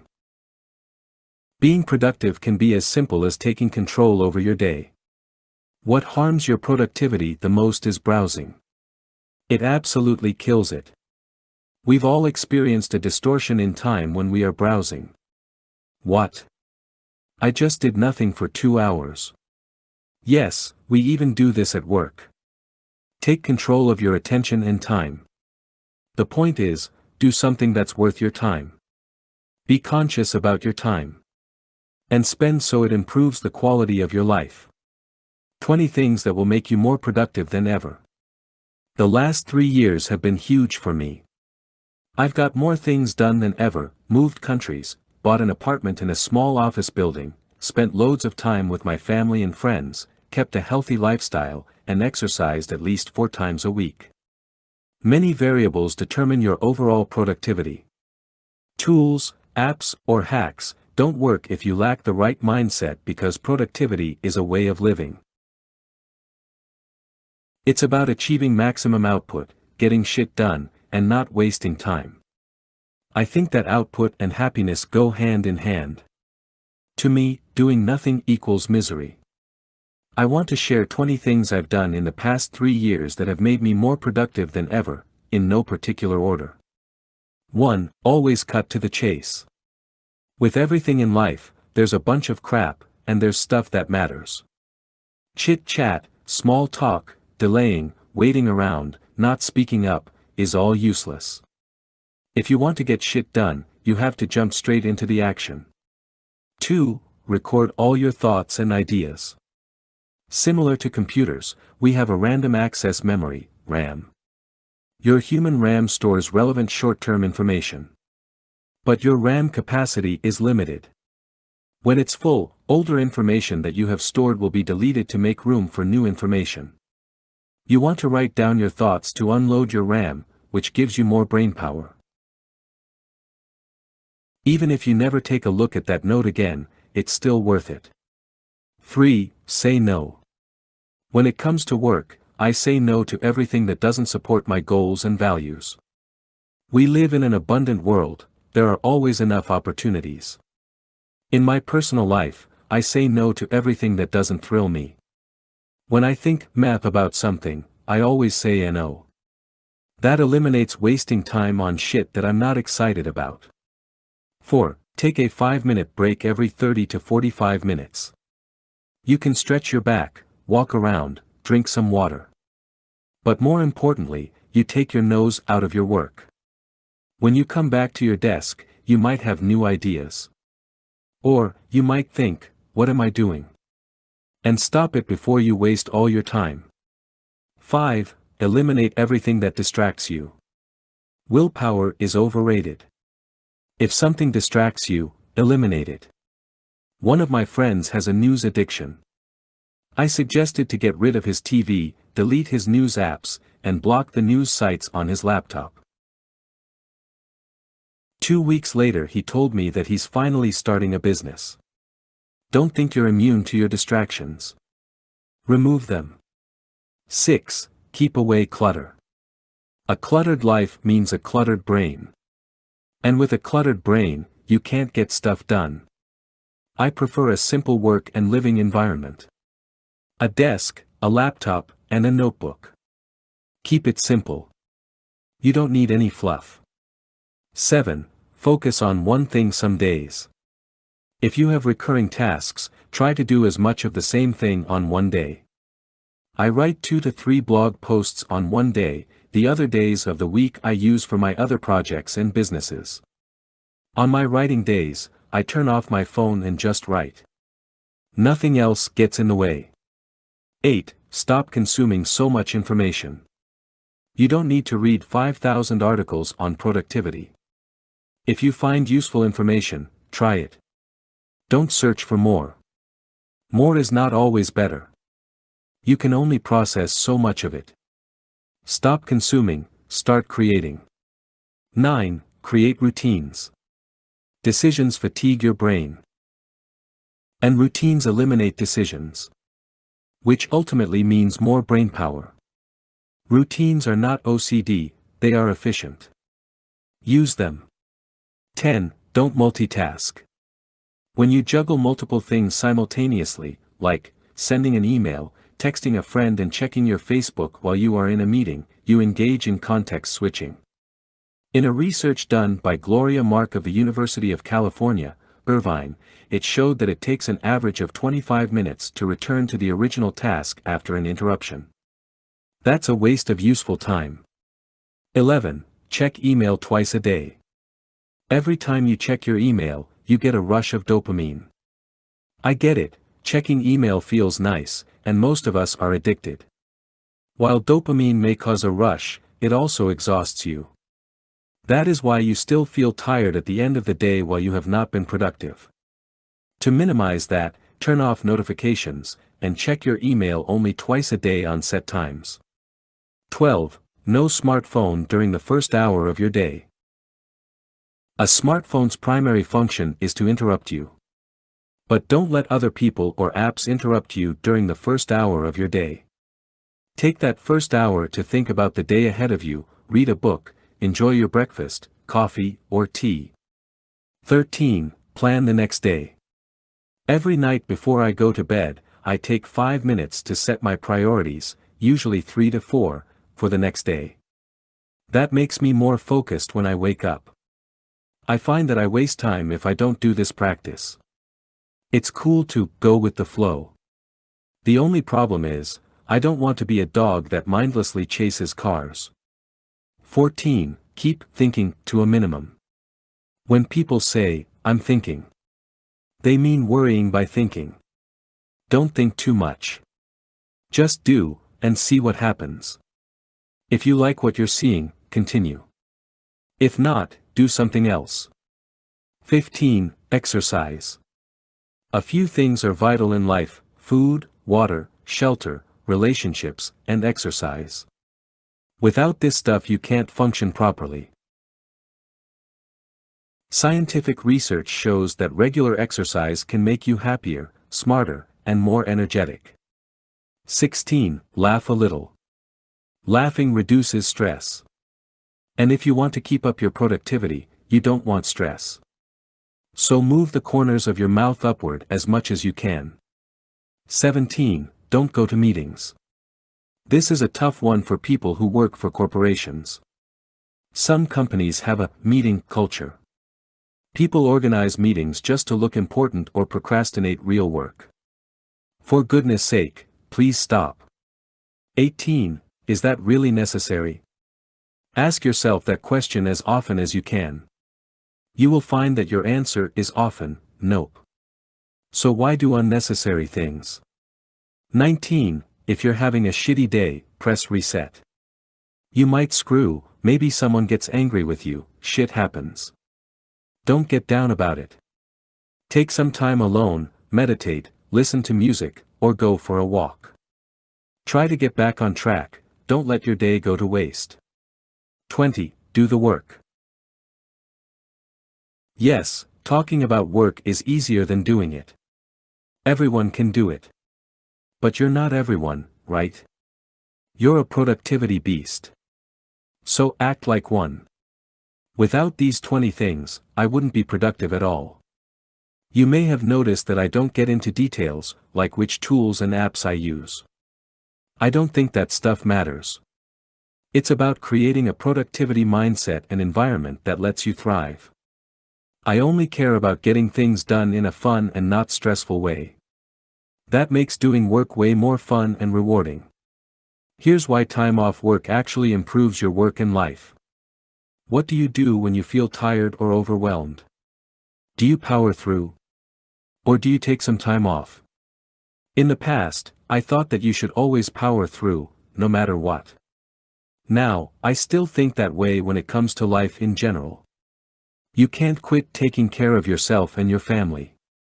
A sense of responsibility is one of the most powerful motivators in life. But I'm not talking about a lack of motivation here. I'm talking about taking time off work. But there's still a massive taboo on taking time off. Some people think it's for losers.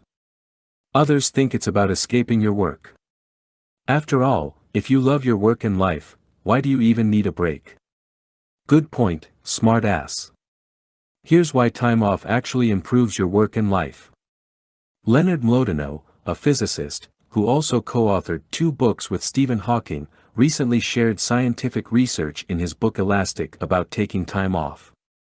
He demonstrates that taking time off work improves our well-being. Though some may consider doing nothing unproductive, a lack of downtime is bad for our well-being, because idle time allows our default network to make sense of what we've recently experienced or learned. People who never take time off to do nothing are short-term focused. I want to reach my goals now. But as always, short-term thinking harms your long-term development and growth. What happens when you power through work and burn yourself out? In most instances, your results suffer, and you become less productive. In some cases, you even become depressed, which will set you back even longer. Prevent rather than cure. It's one of the biggest cliches in the book. But how often do we really prevent things? Instead, we put our head down and deal with it later. Bad strategy.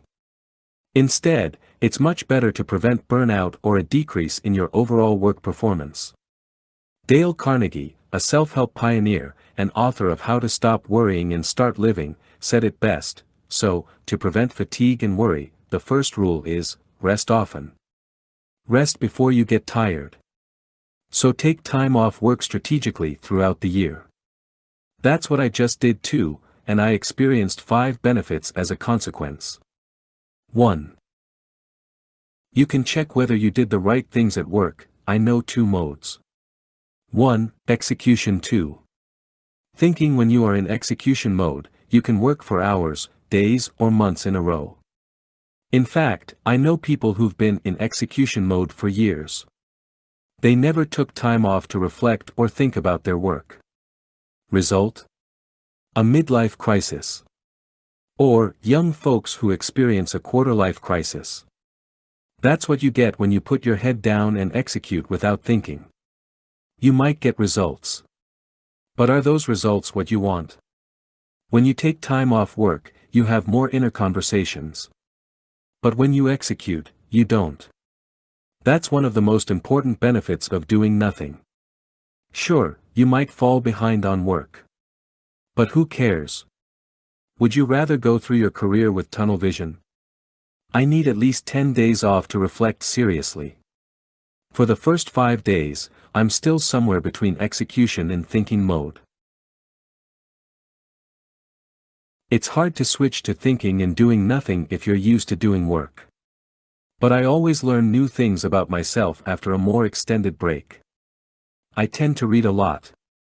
Over the past 2 weeks, I've read 5 books. But I didn't write at all. Also, I journaled very little.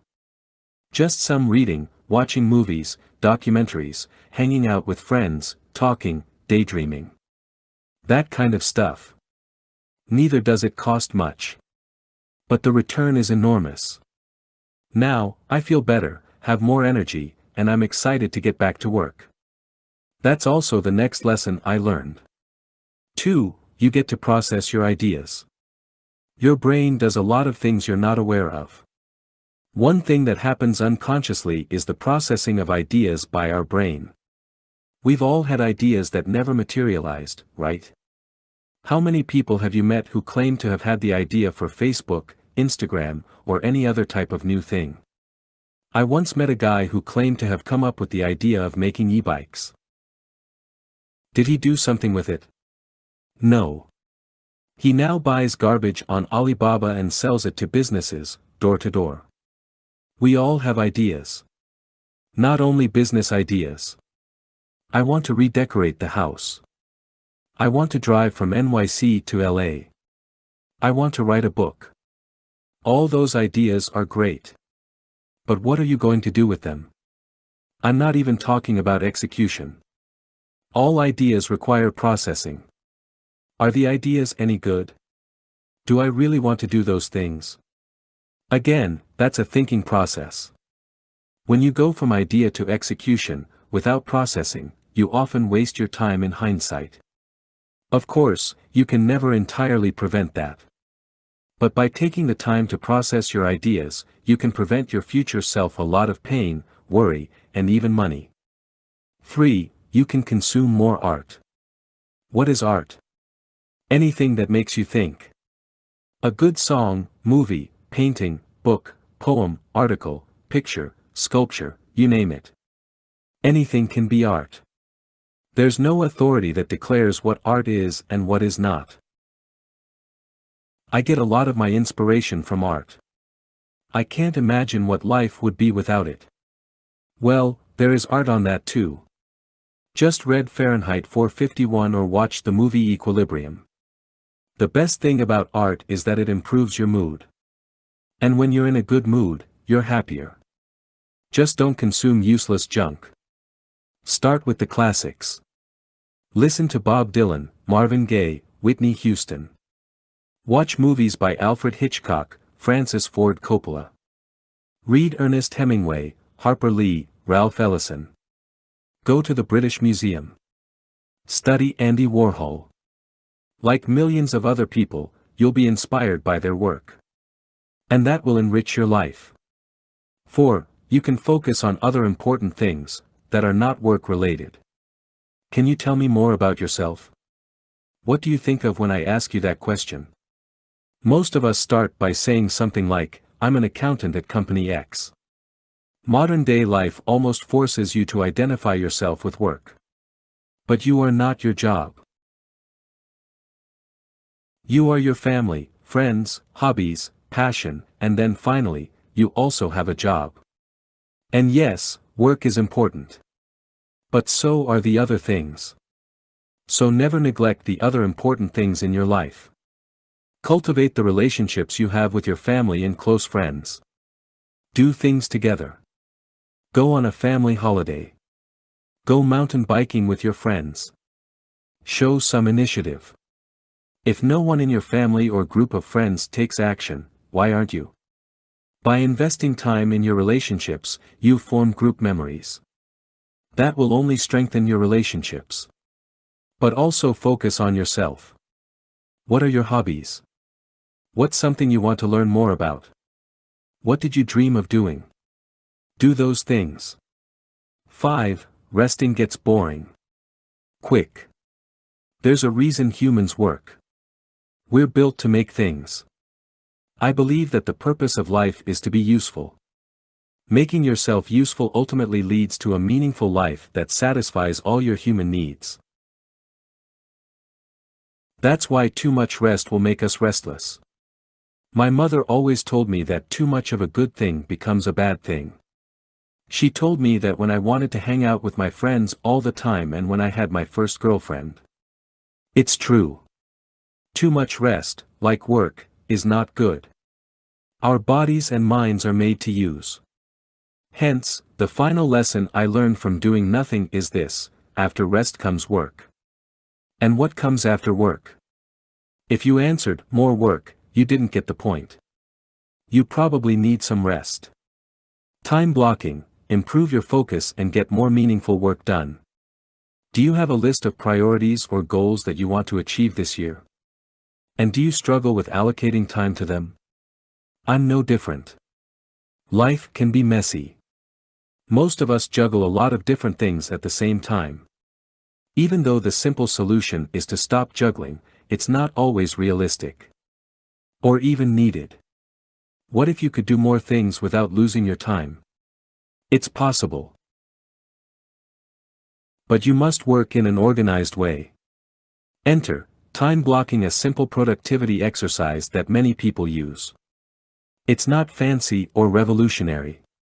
The only thing you need is a calendar, which is something everyone with a smartphone and computer has. Time blocking is simply using your calendar to block time for your most important priorities. During that time, you only work on that one thing. And you let your calendar lead the way.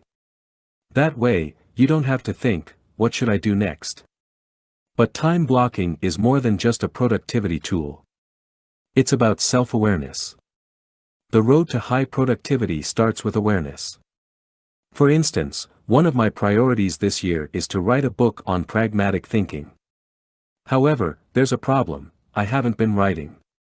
How did I come to this conclusion? I simply looked at my list of priorities for 2017, and then I looked at my calendar. I hadn't scheduled any time for writing in a while. Now, you might think, do you really have to look at your calendar to realize that? Yes, I do. I'm not some kind of supercomputer that remembers everything. I'm a regular human being.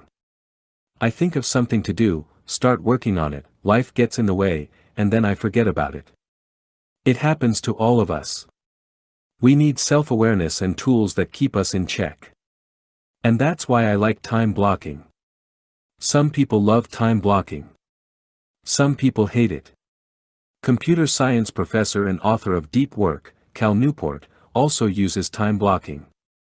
He says, "I take time blocking seriously, dedicating 10 to 20 minutes every evening to building my schedule for the next day. During this planning process I consult my task lists and calendars, as well as my weekly and quarterly planning notes. My goal is to make sure progress is being made on the right things at the right pace for the relevant deadlines." The last sentence is exactly why I schedule everything I want to do. Working is not the same thing as making progress. And time blocking helps me to improve my focus so I can get meaningful things done. Things that have an actual impact on my life. I know there are a lot of successful people who work with empty calendars. I've read the articles. They simply work 2, 3, or 4 hours per day.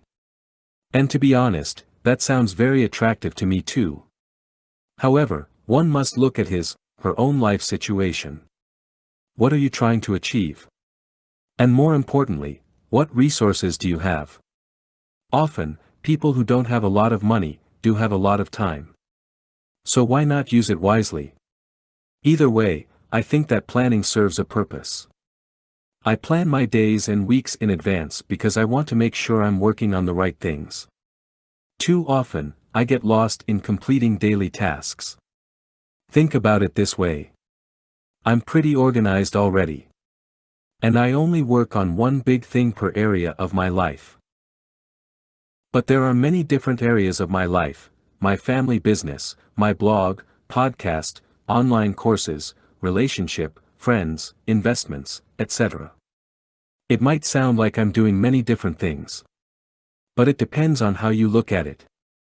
Everything I do leads to one thing: living a meaningful and independent life. But let's not get philosophical here. If you're lacking focus, not making progress, and want to work in a more organized way, give time blocking a try. Here are some things I've learned that may help. Take 10 minutes every evening and plan your next day. Rearrange blocks if you must create time for other important things. Use recurring blocks for recurring tasks. For instance, I've scheduled 2 hours to write my new book every Tuesday and Thursday. Don't overschedule. Realistically, you can't be productive 10 hours straight. Give yourself some time between tasks. And always schedule more time than you think you need. Wow, that sounds like too much planning to me. No problem. Plan less. There's always a counter-movement for everything. People who do the exact opposite and advocate an anti-productivity lifestyle. You know, folks who claim they have empty calendars don't care about anything in life. People who pretend they are always enjoying themselves. They like to go with the flow and daydream. You know what that reminds me of? Those kids in school who always said, "Ah dude, I didn't have time to study for this class," but always ended up getting straight A's. People just want to make you believe they don't work hard. It's a facade. And when they do well in life, it seems like it came easy. As far as I know, achieving meaningful things is hard. I don't think there's anything cool about pretending it's easy. Nor do I believe that it's cool to work yourself to death. I often think of this question: are you an amateur or a pro? It's Stephen Pressfield's famous analogy, from his book The War of Art, for getting work done. The amateur only works when inspiration strikes. The pro sits down every day and puts in steady work. The key is steady. Not irregular or extreme. I stopped working out daily. Here's what happened. For the past 3 years, I've been setting a yearly focus for my life. In 2014, I wanted to work abroad and travel as much as I could. In 2015, I wanted to read more than 100 books in a year. And in 2016, I wanted to work out every day of the year. I've done those things. I love setting a yearly focus because it gives you a clear idea of what you want to do with your time. You'll be surprised what you can do in a year if you put your mind to it. This year, my focus is to write more books. Even though it's not going great, I'm still working on that. But at the same time, I also don't want to stop reading and working out. However, that's sometimes more complicated than it sounds. In January of this year, I got the flu. And when I came back to our family business, I underestimated how much work I had to catch up with. I also wanted to keep creating new content for my blog and online courses. I thought to myself, I can't do everything, so I'm going to cut back on daily exercise. Big mistake. Here's what happened. Instead of daily exercise, I went to the gym 2 to 3 times a week. And I ran once a week. This was by the end of January. For the first few weeks, nothing was wrong, and I felt good. I was also productive. But by the end of February, that changed. I started feeling tired by the end of the day. Something that never happens to me. I also started writing less. I had a big buffer of articles, so I did post 2 articles a week. By March, I was at a productivity low. Fortunately, I always stick to my productivity system. I managed to get the minimum amount of work that's necessary done. But I stopped creating. I started watching Netflix in the evening. I even watched an episode of a TV show called 12 Monkeys. It was complete shit. I much more prefer to read a book before bedtime. So I got frustrated that I wasted my time. And when I'm frustrated, I start journaling and reflecting more. I looked at my habits. And I noticed I felt tired and got less work done. Why? The answer was, exercise. Actually, a lack of it. By April, I shifted my focus again, get back in shape. So that's what I'm doing now. And if you want to get in shape too, it's important to understand what you're aiming for. For instance, I'm 6'3" and 181 pounds. But that doesn't mean anything. Most common measures like the BMI are pretty useless because they don't say anything about your strength. To be honest, I don't care about measures or even my exact fat percentage. Instead, I look at my fitness and how it impacts my daily life. When I'm in good shape, I can run 10K without stopping for rest. Deadlift, squat, and bench press my body weight at least 8 times. And do at least 12 pull-ups. What's that based on? My body and experience. In fitness, there's no general rule. You must find your own goal. To me, a person should be able to at least lift or push the same amount as their body weight. That helps you to function properly in daily life. When you're in good shape, you'll have more energy and focus. Want to find your fitness goal? Read books about fitness and health, watch YouTube videos, talk to experts, and then create a program that's for you, not a 21-year-old bodybuilder. Also, you don't have to lift weights. Find something you enjoy and challenges you physically at the same time. The cold reality is that if you don't use your strength and stamina, you lose it. But that doesn't mean you should neglect it. The same analogy that Zig Ziglar once used to stress the importance of motivation applies here.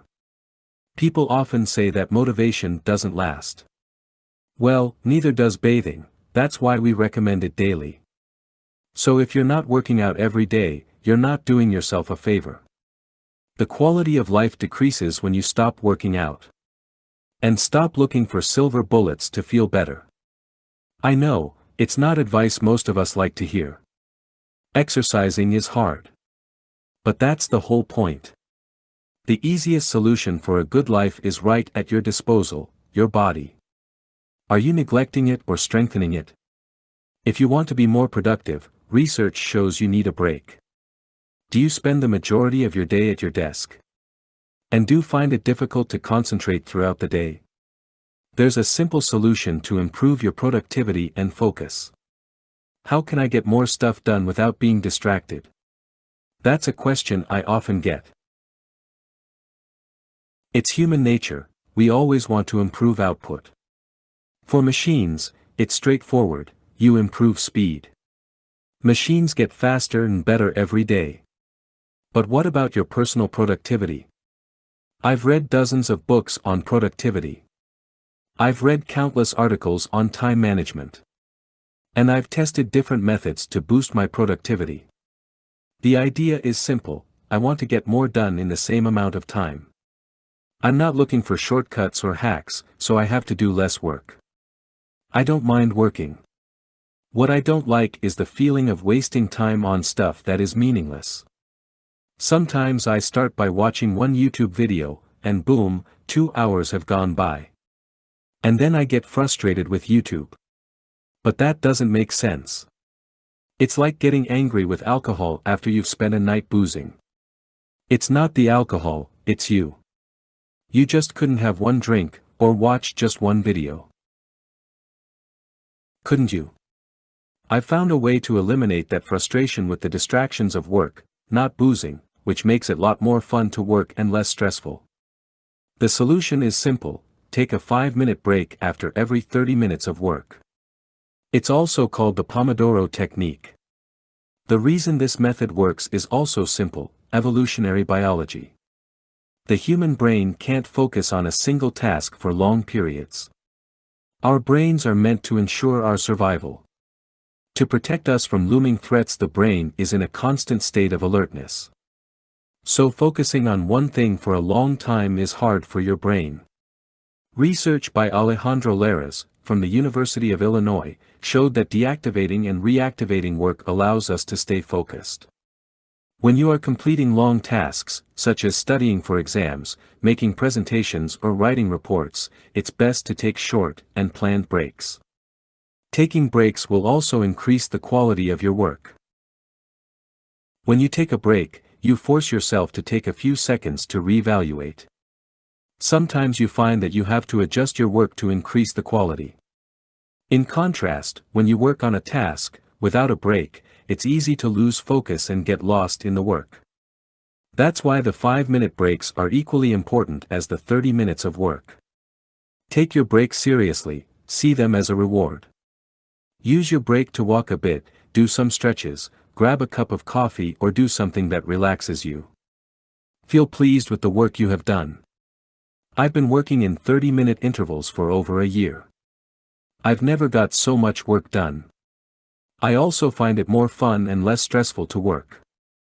I've experimented with different time intervals: 25, 30, and 40 minutes, breaks, and 45 minutes is pretty much the maximum.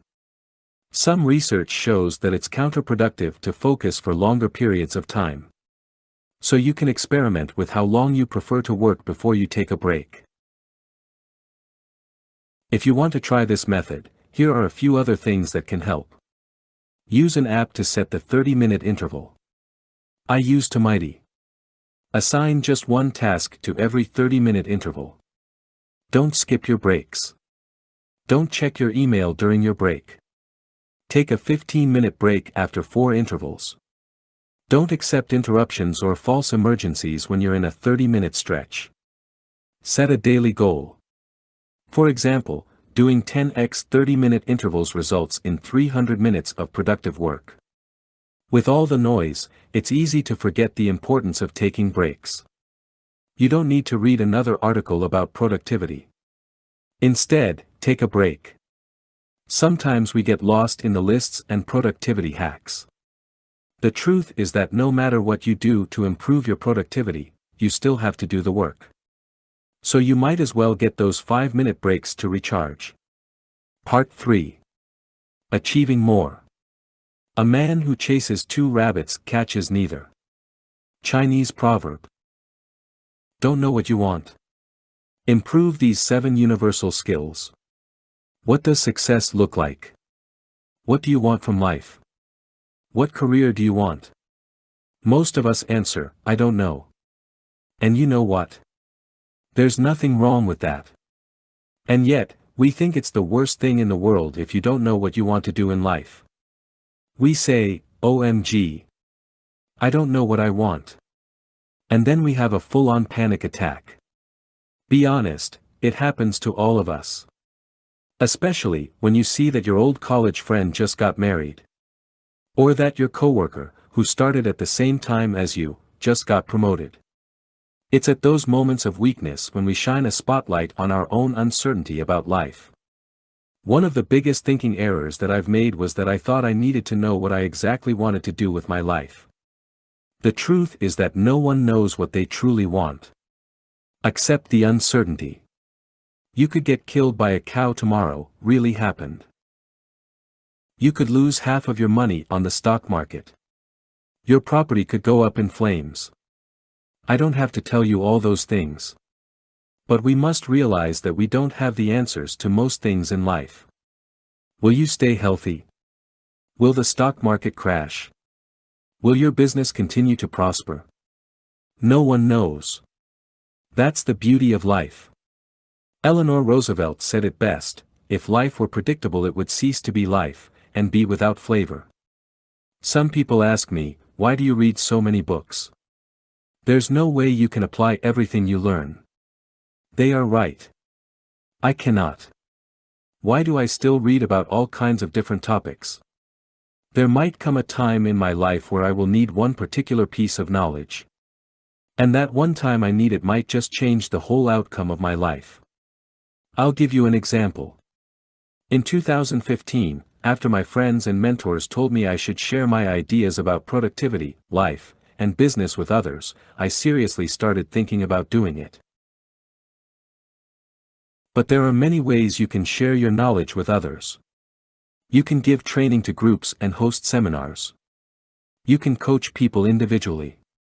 You can create videos for YouTube. You can give talks at conferences. The possibilities are endless. But because I've always had an interest in writing and had read so much about it in the past, I realized that I should start with written ideas. That was the easiest way for me to get started. I had also learned all about creating websites in the past.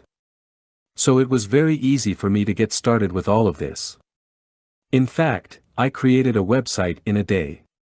And I started writing every day for a month. The result? A book and a bunch of articles. Know your direction. Not your destination. When I read about writing and building websites years ago, I didn't know I would use that knowledge to build my own blog. To be honest, I didn't know what I wanted. I only knew what direction I wanted to go in. I knew I wanted to make a contribution and do work that I enjoyed. So it's not important to know exactly what you want to do with your life. People change. Economies change.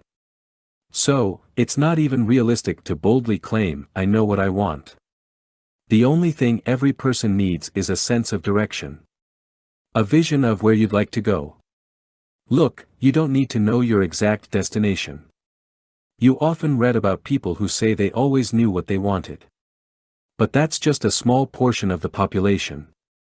I've personally never met someone like that. Most of us don't have that conviction from day one.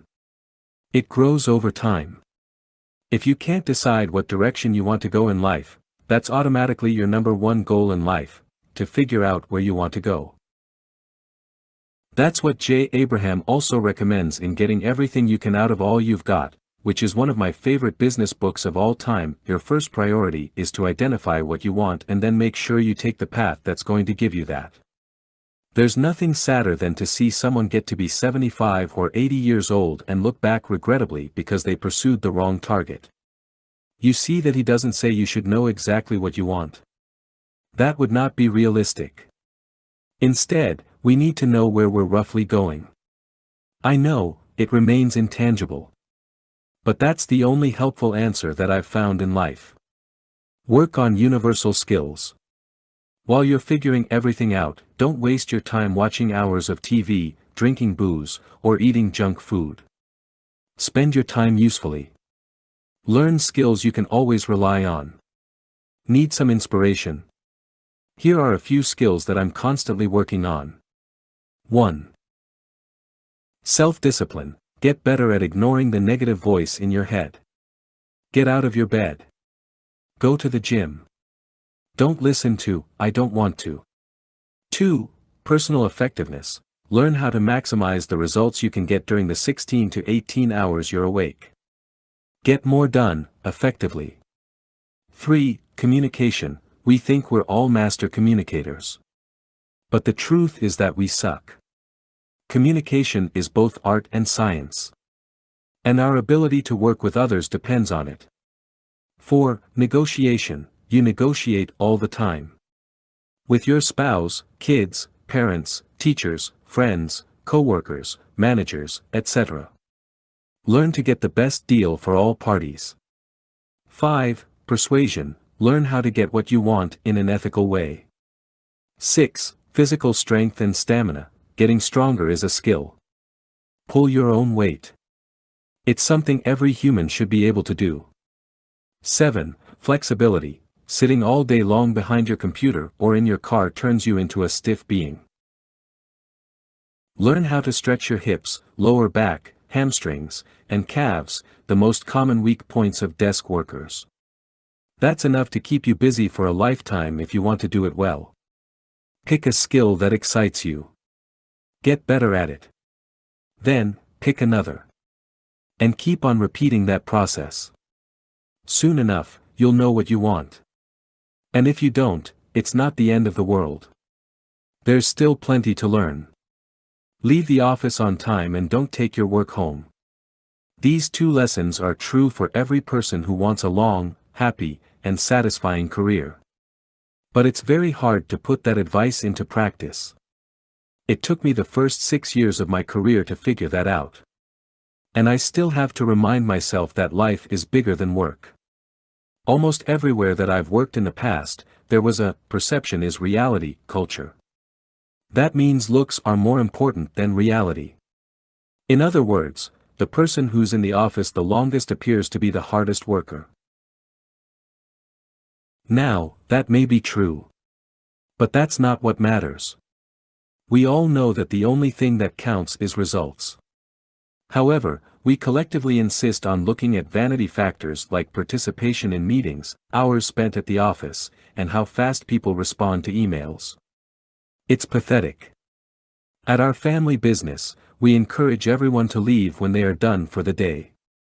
We've learned that focusing on priorities is a much better metric than only looking at the hours someone works. And still, people find it uncomfortable to say, "I've finished my top priorities, I'm going home." I get it.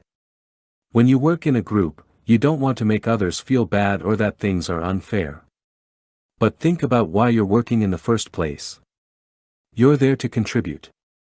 To your own company, or the company you work for. Working too long is unproductive. Now, I'm sure people love to be in your presence for 10 hours a day, but that doesn't mean you have to stick around so long that you become unproductive.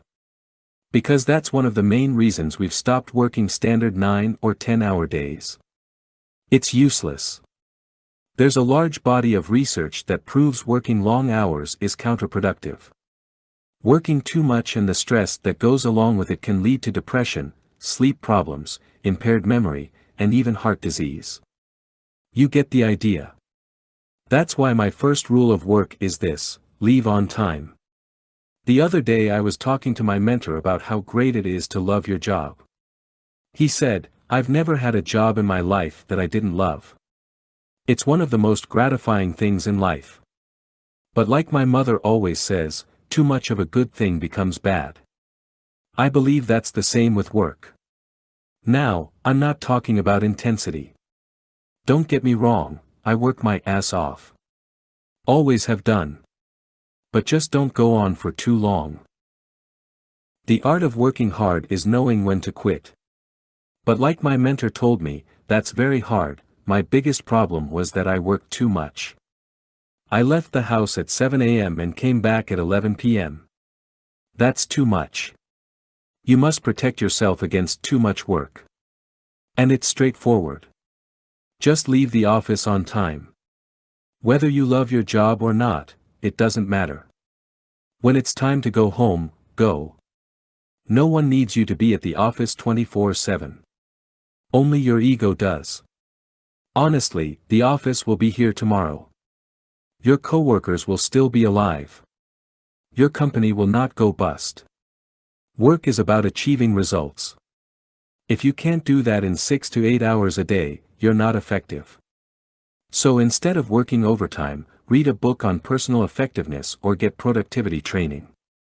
Leave your work at work. But don't just go home and bring your work with you. That defeats the whole purpose.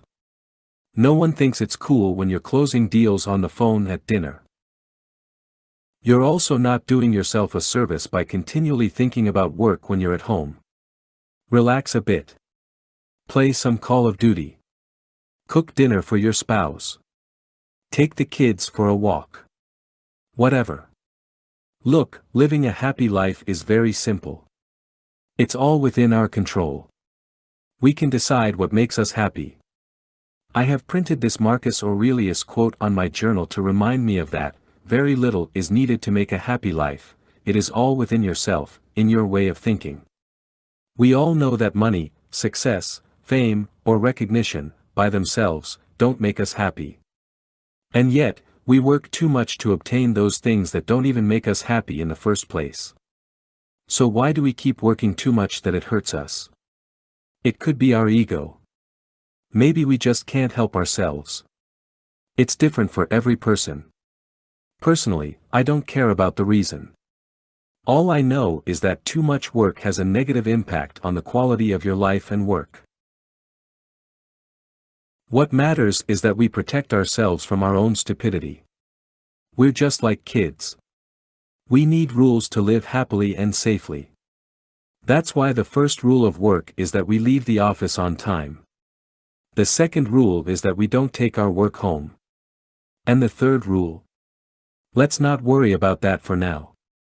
We'll get to that another time. It's time for me to go home. Consistency is key, improve by 0.1% every day. Do you ever worry about things you don't control? If you do, join the club. It happens to all of us. But worrying is a waste of time and energy. Imagine the following situation: you make a mistake at work that upsets a client. Maybe you send someone a wrong email. Maybe you forget to solve a problem. It doesn't matter what it is. Imagine that something goes seriously wrong at work. What do you do when you find out? Do you stress out? Feel uncomfortable? Blame yourself? Blame others? Think it's the end of your career? When things go wrong, we become our own worst enemy because we focus on things we don't control. It's one thing to read about these things. It's another thing to actually put it in practice. Because when shit hits the fan, it's natural to panic. Instead of thinking, take a step back, and focus on what lies within your control. What do you control? Essentially, we only control our own actions and mindset. We determine our desire, attitude, judgments, determination, that's about it. Anything else, we have no control over. So it makes no sense to worry about things that are not on that list. That's a Stoic philosophy exercise. Something that exists for centuries. And the best thing is that you can immediately apply this to your life. Next time you catch yourself worrying about a situation, focus on the things you control. What counts is that we do the right thing because that is all we can do. We don't control outcomes. Do you see? 1. Made a mistake. Correct it. 2. Something goes wrong. Find a solution. Also, never be surprised when bad things happen. But rather expect them to happen. In that way, you will never be caught off guard. Similarly, when you're struck with bad luck, don't complain and say stuff like, "Why me?" Instead, accept it, and then focus your energy on finding a solution. Always keep a positive mindset. Why this exercise improves productivity? I'm often asked, what does philosophy have to do with productivity? Well, if you want to be productive, the most important thing is consistency. Productivity is not about eureka moments, your big break, pulling off all-nighters, or drinking Red Bull all day. If you want to achieve things in your life, it's about aiming for daily progress. You want to exercise, read, work, learn, study, every single day. Inconsistency is the enemy of results. And that's why I practice Stoic and Pragmatism philosophy to improve my mental toughness. It's also a big part of my personal productivity system, Procrastinate Zero. I don't want ups and downs because that hurts productivity. Instead, I want to progress 0.1% every day of the year. And that's a very realistic goal. Try it and maybe it will change your life too. Who says you have to get out of your comfort zone? I love my comfort zone. To me, that's where the real magic happens. In my comfort zone, I have my family, friends, work, music, books, movies, bike, gym, park, you name it. Everything I love. And from that place of safety, I'm more open to trying new things and take risks. I've never believed the idea of that stupid little drawing. You know what I'm talking about, right? Your comfort zone. A little circle. Where the magic happens. A big circle that stands for the promise of success. As if magic only happens when you step outside your comfort zone, that's ridiculous. And while we're at it, why pretend as if your comfort zone is bad? It's this pathetic little circle displayed against the bigger, magical, circle. Sure, I'm all about pushing yourself, trying new things, moving forward, growing, etc. But in contrast to many popular self-help people, I don't believe the comfort zone is a bad thing. Call me a pessimist. Call me stoic. But more than anything, I'm merely a practical person. And practically speaking, you don't even want to make a huge leap outside your comfort zone. In fact, I believe in the slow road to magic. Where's the magic people talk about? I've found that I do my best work when I don't worry about money, finding new friends, getting familiar with a new environment, and anything else that is related to always moving around. But don't get me wrong. I'm not saying I prefer to stay put. Stagnation is a death sentence for me. I believe that there are different phases of life. Sometimes, you take it easy, work on your skills, your character, you invest in yourself. And sometimes, you just go out there and take a chance. Life's too short to be a wimp. But those two things are interconnected. If you don't work on yourself, and if you lack self-confidence, you will never take a risk. For years I wanted to do what I'm doing now.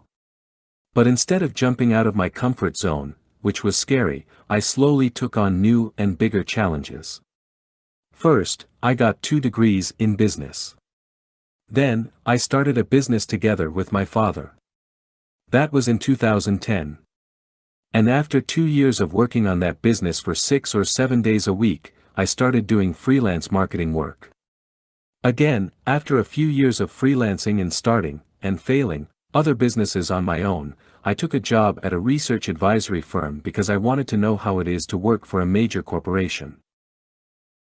And after doing that for a year and a half, I finally decided to write and talk about productivity, career, and entrepreneurship on the internet. By then, I'd been doing the things I write about for more than 10 years. And yet, I don't have all the answers, I just share the stuff I've learned.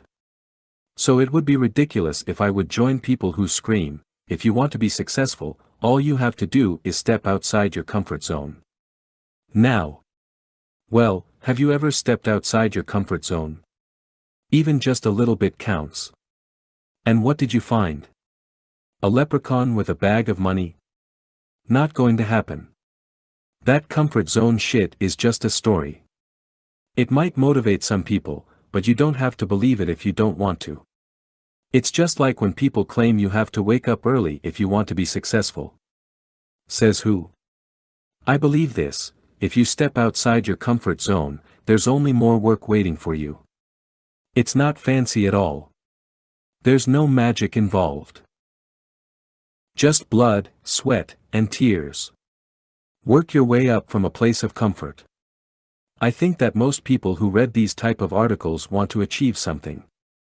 Maybe you want to quit your job, start a business, grow your business, become an artist, publish a book, whatever. And you probably also know that it's not easy. So why do you make things even harder for yourself by doing shit that makes you very uncomfortable? Instead, start from the very bottom. Build a strong foundation. Get comfortable before you do scary stuff. How does that foundation look like? If you want to live stress-free, you need enough money in your savings account, so you can live and eat for 6 months in case things go south. See it as a fail-safe system. Again, that's my practical mind speaking for me. Make some calculations and figure what that number is for you. And don't even think about taking a risk before you have that money on your savings account. Also, build a skill set that's worth something. One of the reasons I don't care about money is because I trust my ability to find work. Even when I go broke tomorrow, I'll find a way to get work the next day. I've invested years and hundreds of thousands of dollars in my education. The question is, what's your skill? How can you add value to the world? What problems can you solve? Other things that complete your foundation. 1. Family. If you don't have a family, create one. 2. Friends. You can't be friends with everyone. Stick to a few people who also stick to you. 3. Yourself. Consciously improve your body and mind. Go to bed a little stronger and wiser every night. Lastly, don't try to be something you're not.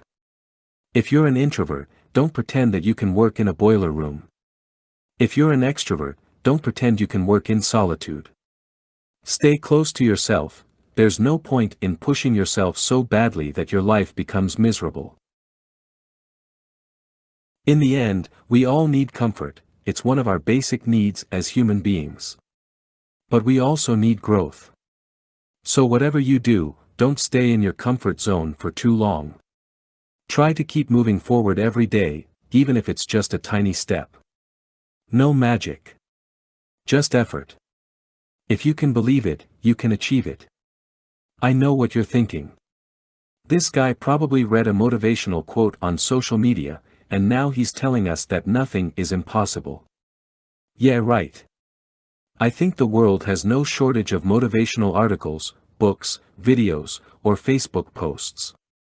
You don't need a bigger dose of #Monday motivation. You know why? That type of motivation is not practical. It doesn't do anything. It's not useful. It's the same as drinking Red Bull. It fades quickly. Belief, on the other hand, is a tool that's extremely useful. And it's underutilized by many. The problem is that most of us lack belief. And when I talk about belief, I talk about it from a practical point of view. I'm not talking about hope or faith. I don't believe that you can hope for the best, sit back and wait until good things happen to you. Hope is not a strategy for life. I prefer to look at facts and make conclusions like a pragmatist. Like it or not, but everything that's floating in that head of yours is there because you believe it. Life sucks. I'm not good at my job. I can never find my dream job. No one loves me. I will never become successful. See? It's all there because you believe those things. William James, one of the primary figures associated with pragmatism, put it best: belief will help create the fact. Belief is a practical instrument that you can use to shape reality. Have you ever considered that you decide what you believe? Not your friends, colleagues, family, or even the media. You observe things, and then decide what you believe. That's why belief creates facts. No, life is not an R. Kelly song. You can't fly, no matter how hard you believe it. A pragmatist always keeps it real. You will never become a respectable leader without putting in the work. Your life will never change unless you take action. But that's not the point. You know this. There's no outcome without action. It comes down to one thing: do you believe that you can, or can't live the life you want? It's as simple as that. But it's something that you truly have to believe. It's one thing to say that you believe something. It's a whole different thing to actually believe. Let me highlight that by sharing a personal story. For most of my life, I lived in fear. It all started at school. People told me, if you don't get good grades, you will not be accepted to a good university, and without a good degree, you will never get a job, and you will become a bum who dies alone. After hearing that, my 17-year-old brain went into a full-fledged panic mode. I started believing that stupid story. Who wants to become a bum and die alone? That's a metaphor for not believing in yourself. Because somehow, that's always the alternative. If you do something that's uncommon, or maybe a little risky, the common argument is that you become homeless. I meet a lot of people who say they've made important life decisions based on fear. Do you hate your job, but are you afraid to look for something else because you might lose your house? Do you want to leave your spouse, but are you afraid you'll die alone? Do you study yourself to death because you're afraid of what your parents will say when you quit?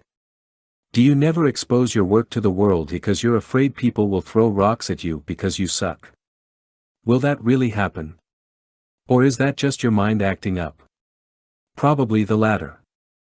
I always wanted to become a writer. Back in school, I wrote poems for my girlfriend. It was kind of pathetic, but hey, she enjoyed my weird poems.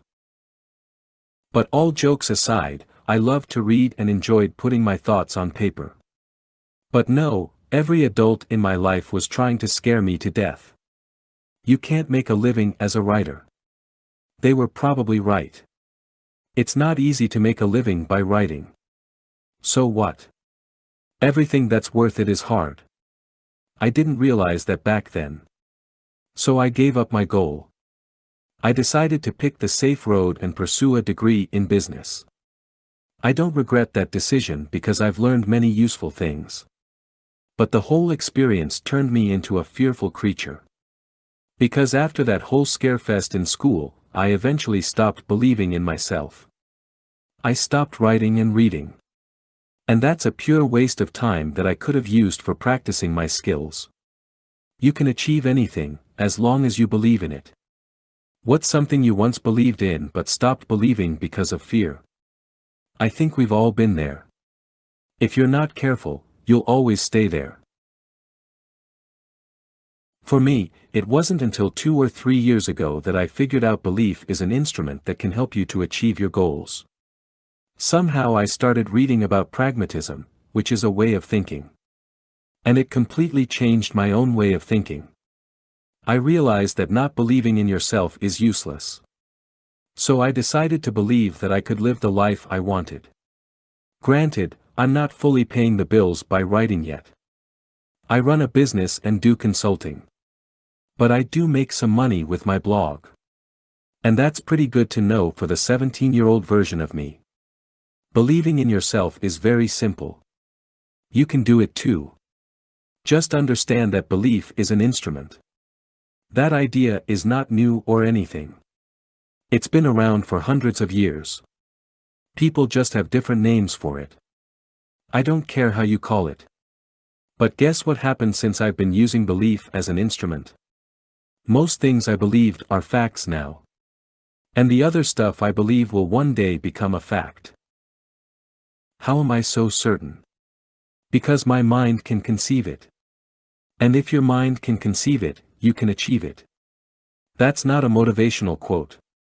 That's a fact. Do you believe it? Don't compete. Create. If you think that you have to compete for better jobs or more market share, you're as wrong as I was. The idea of competition is engraved in our minds. We believe that we have to compete for the same jobs with others. If someone has a job, that means you can't have the same job. And if a company has a certain market share, that means you have to compete with that company to win a piece of their share. At least, that's what conventional advice says. It's also what I learned in business school. My entire education was based on competing with other businesses. And almost every business book that I've read also assumes that business is competition. They couldn't be more wrong. When you assume that you have to compete with other businesses or people for money, jobs, or attention, you're engaged in limited thinking. Instead, we must adopt an abundance mindset. Wallace D. Wattles, one of the first famed personal development authors, said it best: you get rid of the thought of competition. You are to create, not to compete for what is already created. You do not have to take anything away from anyone. The biggest mistake that conventional business thinkers make is that they believe supply is limited. But that's not always the case. But even if it was the case, it's harmful to adopt that mindset. I think that most people, entrepreneurs, and those who are employed, are afraid that someone else beats them to it. Right? We fear that we lose our clients, business, contracts, attention, and that we lose everything we worked so hard for as a result. But that's exactly the problem. Fear begets fear. When you're afraid that you won't be able to grow, what will happen? Exactly, you won't grow. Life is abundant. A quick look at history shows that mankind always kept moving forward. Sure, we've had times of war and economic downfall, but we always recovered and grew. So when you're expecting that the world economy will not grow, you're actually betting against mankind. I don't believe that. Humans always find a way to survive and prosper. That's simply what we do. You must believe that we live in an abundant world. There is enough opportunity and riches for everyone. So, never allow yourself to think that you won't make it. What is that good for? If you can't find the right career, create one. You know, life is not easy. And it's also not easy to find a career that truly satisfies you, both mentally and financially. I know that millions of people face that challenge. But I also know that many of these people limit themselves by thinking that they can't create a career. Similar to how I think entrepreneurs and companies should create market share, I also believe that individual people should create a career. I recently met a chief happiness officer at a non-tech company, which is pretty unusual. I did some research, and it appears that Ronald McDonald was the first who had the CHO title in 2003. After that, tech companies started adopting the title. It's very simple. A CHO is responsible for the wellness and happiness of employees. I also read that Tony Hsieh, CEO of Zappos, is a big advocate of employee happiness. But here's the thing, traditional companies think it's bullshit. Initially, the company I mentioned before shared that thought. And naturally, they didn't have a CHO position. She told me she had to create the position. In the past, leaders believed that the only reason people will work for you is because of the salary. The more money you offer, the better the people you attract. That might be true for some. But more money is not always better. Many people care more about having fun at work, feeling appreciated, and being happy. And that's what the CHO does successfully. Here's the thing, it doesn't matter what others think. If you believe in something and if you can create value, go for it. There are always people who say things like, "No one needs this, your work is garbage, you're wasting your time." Don't listen to the naysayers. Let them drown in their own limiting beliefs. Instead, do this: create. Create. Create. There's enough opportunity for everyone in the world. The problem is that most people don't use the opportunities. If you want to have a specific career, go out there and create it. The same is true for your business. And don't focus on limited resources, naysayers, or any other reason you should not do it. Adopt an abundance mindset. Before you know it, you'll have so much opportunity that you don't know what to do with it. In the Netherlands, we call that a luxury problem. Believe me, it's the only problem that you want to have. All strength comes from repetition. The biggest mistake you can make is to ignore the basics of your profession. This is true no matter what you do, where you live, or who you are. When you ignore the foundation of what makes you a good person, athlete, friend, entrepreneur, student, etc., you will never be consistent. That's the biggest lessons I've learned from studying athletes. People who play professional sports are under constant pressure to perform. Take Daniel Cormier, the current UFC light heavyweight champion, and former Olympic wrestler. The 38-year-old champion has an impressive career until now. He won multiple gold medals as a wrestler. And in MMA, he has won 20 of his 22 fights in total. He's considered as one of the best. On top of that, he's also a combat sports analyst and co-host of UFC Tonight on Fox Sports. The man is highly active. What is his key to success, according to himself? Focusing on the basics. He says, you don't get to the highest levels of the sport without having the basics in order. That's not only true for sports, it's also true for everything else in life. Writing, speaking, selling, leading, you name it. Without having the basics in order, you'll never achieve your full potential. Repeat the basics.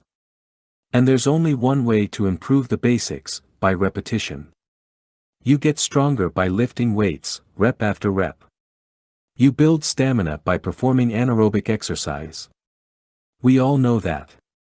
But how about your mind? How do you become mentally stronger? And why does it even matter? The answer is simple: everything starts with the mind. Stephen Pressfield, the author of The War of Art, said it best: long term, we must begin to build our internal strengths. It isn't just skills like computer technology. It's the old-fashioned basics of self-reliance, self-motivation, self-reinforcement, self-discipline, self-command. But my challenge was always, how do you do that? I know how to get physically stronger. But I never knew how I could get mentally stronger. And whenever people told me, it's all about life experience, I always thought there was a better way. Let's be honest, who wants to wait until they are 70 to get mentally strong? Some things can be done faster, especially if you keep repeating the basics. Because that's when we screw up most of the time. We think we know everything. Stay a beginner. How often do you think to yourself, I already know that? If you're like most of us, quite often. One thing we have to remind ourselves is that the people who think they know everything are the biggest losers in life. I meet people all the time who think they know everything. And I don't even mention people on the internet. A lot of commenters always want to show how smart they are and that this is so obvious. Well, that's not how the greatest people in the world approach things. Muhammad Ali once said that, it's the repetition of affirmations that leads to belief. And once that belief becomes a deep conviction, things begin to happen. When you repeat the basics, you don't only become great, you will stay great. It's a challenge that all high performers face. I repeat the basics of many things in my life: fitness, philosophy, kindness, business, writing. For example, I reread my favorite books on Stoicism every month to exercise my mind. I regularly grab the elements of style by Strunk and White to repeat the basics of simple and effective writing. If I don't repeat these things, I simply forget about my philosophy for life or how to write good articles. That's how our brain works. Without repetition, we forget things easily. I always look at myself as a beginner. That's one of the first, and most important, lessons I learned from my mentor. He's now in his 70s and still considers himself as a student of life. I have the same approach to business. I always go back to the question of, what is the purpose of a business? I can tell you that if you answer, to make money, you need to repeat the basics. It's very simple: figure out what the basics are in your field. And repeat them. Keep it simple. There's no bigger waste of time than repeating bad, wrong, or negative things. That's the only thing you should be mindful of. Don't take advice from people who haven't successfully done something themselves. Be great. Stay great. Look, you can be very smart, driven, humble, etc., but if you don't stay that way, what's it all worth? How often do you see people become successful only to squander their success? How many one-hit wonders have you seen? Exactly. Only the great ones are here to stay. And if you want to stay here too, you must never underestimate the power of repetition. Never think you've made it or that you're smart enough. Because that mindset is what keeps you great. How I measure my life. You can easily measure a business by looking at the numbers. Turnover, profit, costs, employee churn, etc. But how do you measure your life? There are no universal metrics to assess your life. So it's up to every person to create their own way to measure where they are in life. Some do that by looking at how much they earn compared to their peers. Some look at how far they climb the corporate ladder. Others measure themselves by how they look. I have studied how the most successful thinkers of our time measure their lives. The answer is surprising. You rarely hear that successful people measure their life by the size of their bank account or any other conventional measure. Instead, people who are considered successful in the eye of society often look at these three factors: 1. Energy. 2. Work. 3. Relationships. I've experimented with improving all the three above things. What I've found is that they are all closely related. When I have high energy, I'm in a good mood, and when I'm in a good mood, I do better work. And when I do better work, I feel satisfied with my life, so I can give more to the people in my life. And that improves my relationships. And what's the secret to a good life? Good relationships. Clayton M. Christensen, a Harvard Business School professor, and author of How Will You Measure Your Life? Writes, the single most important factor in our long-term happiness is the relationships we have with our family and close friends. When it comes to relationships, quality matters more than quantity. Though it's easy to pick on people who are influenced by social media, I still think it's worth saying, no one cares about how many followers or online friends you have. Real relationships take a long time to grow. And they are also unconditional. Most relationships are not real. We only love someone until they, for example, change their views or gain a few pounds. Or we only invite friends to our birthdays as long as they go out with you and drink beer. These types of conditional relationships are worthless. Real friendship and love are stronger than that. You support the people you love no matter what. That makes life rich. 1. Measuring energy. Measuring your energy is easy. All you have to do is look at how you feel physically. I recently wrote about that specifically. What matters is that you find ways to increase your energy. You can start by asking yourself one question: what small thing can I do today that has a significant impact on my energy? Here's something that is true for everyone. 1. Exercise every day. I lift weights 4 times a week, do 2 interval runs, and make sure I walk at least 30 minutes at a fast pace on the days I don't work out. 2. Eat well. I don't follow a specific diet. I eat meat, bread, pasta, and a bunch of other things that are supposed to be bad for you. But I feel great. I just don't eat processed stuff, and I eat very little sugar. I like chocolate. I also don't consume more calories than I burn. That's one part of the equation. When I do those 2 things every day, I feel great. And my energy is also high. As soon as I stop working out or start eating unhealthy, I feel down. That's how I know this works. You can easily improve your energy by exercising more and eating well. 2. Measuring work. When it comes to work, I don't look at income, status, or other generic measures. Instead, I look at how much I can still learn. In other words, have you reached your full learning potential? Why do I look at learning and not income? Because it matters more. Christensen puts it well in How Will You Measure Your Life? In order to really find happiness, you need to continue looking for opportunities that you believe are meaningful, in which you will be able to learn new things, to succeed, and be given more and more responsibility to shoulder. Career and life success is directly related to how much you learn. And more importantly, how much you keep learning. Education never ends. Also, income is directly related to your learning development. The more you learn, the more you earn. It's true. Of course, there are limits to this statement. And knowledge must always be put into practice.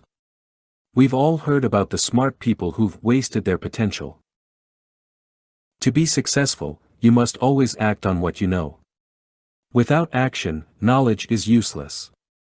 But generally speaking, the more knowledge you have, from experience or studying, the more you can contribute to your company, colleagues, clients, etc. And contribution translates to income. 3. Measuring relationships. What you'll find is that the more you contribute to other people's lives, the better your relationships will be as a result. And that final ingredient completes the circle of life. When you measure your relationships, only stick to yourself. Avoid the biggest mistake most of us make: we look at what others do for us. Otherwise, you risk that you start keeping score. How people treat you is their karma, how you react is yours. As the late Wayne Dyer said, instead of looking at how others treat you, measure how much time and energy you put into your relationships. That's the only thing you can control. My experience is that when you make time for the people that matter to you, the relationships improve. And if they do not, the relationship was probably not meant to be. We simply have to move on. The real lesson here is that we always must focus on what we can control. Our energy, our effort at work, and what we put into our relationships, these are all things we control. It's one of the main lessons philosophers from all over the world and from all ages tell us. Look at your life. Make a quick assessment of how you feel. All you have to do now is to improve it. Why you should live like you're immortal. It seems like all my peers have this idea that being young is an excuse for not living a satisfying life. But millennials are not the only group of people who hide behind excuses. We all do. I get it. Taking on responsibilities in life is scary. It's way cooler to have toast with avocado. But you know what's also cool? Building a meaningful career that you're proud of. Contributing to other people's lives. Creating a product or service that is useful. Investing your money for your retirement. Yeah, but I'm still young. There's always tomorrow. Come on. Stop hiding. What are you waiting for? To everyone out there that doesn't feel fulfilled, I have one idea that I want to share: start living like you're immortal. Yes, I know it sounds weird. So give me 2 minutes to explain. Conventional wisdom says that life is not forever, right? Life is short. YOLO. Live now. And I agree with that as well. But when you live your life according to that philosophy, it doesn't make sense to do anything that takes a long time to pay off. If you think that life is short, why on earth would you do hard things? It doesn't make sense. From that perspective, it's better to spend your money, go out every week, drink as much as you can, and live large. Ask yourself, what does all that lead to? It doesn't take a scientist to answer that question. The answer is, nothing. Now, there's also another perspective on living, that you're here forever. Think about it. How different would you live if I told you that you're never going to die? When I look at myself, I used to live as if I were mortal. I'd spend my money on clothes, gadgets, holidays. But I also seemed to be in a hurry. I wanted to achieve a lot of things in my life. And preferably, very fast. I also pursued many things at the same time. Just like a dog. Chasing every shiny thing out there. Or even chasing my own random ideas. But lately, I've adopted a different mindset. It's an idea of, what if I were immortal? I know, it sounds like I'm working on a hyperbolic chamber that promises eternal life. But trust me, I'm not that delusional. I'm talking figuratively. The first time I got this idea was when I read one of Marcus Aurelius' meditations, think of yourself as dead. You have lived your life. Now take what's left and live properly. I'm particularly referring to the last part, living properly. What does that mean? I think everyone has a different perspective. To me, living properly means that I'm satisfied with my life.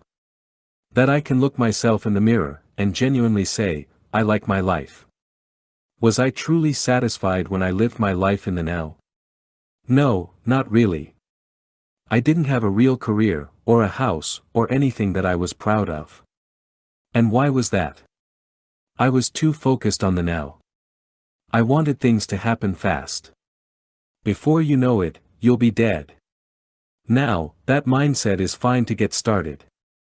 Nothing works better than kicking someone in the butt by telling them they're going to die. But once you're working on building a life, it's not helpful to think like that.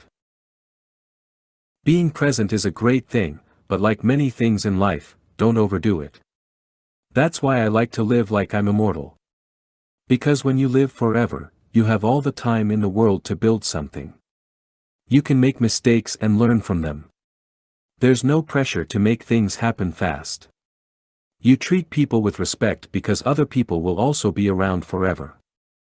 This small tweak in my mindset has helped me to take a different view on life. I'm not afraid to look 10 or 20 years ahead. That helps me to make better decisions today. For example, I'd rather save my money or invest it instead of spending it because I know that future Darius will benefit from that. But how about the present Darius? Well, I talked about being satisfied, right? Odd enough, I'm more satisfied when I save my money.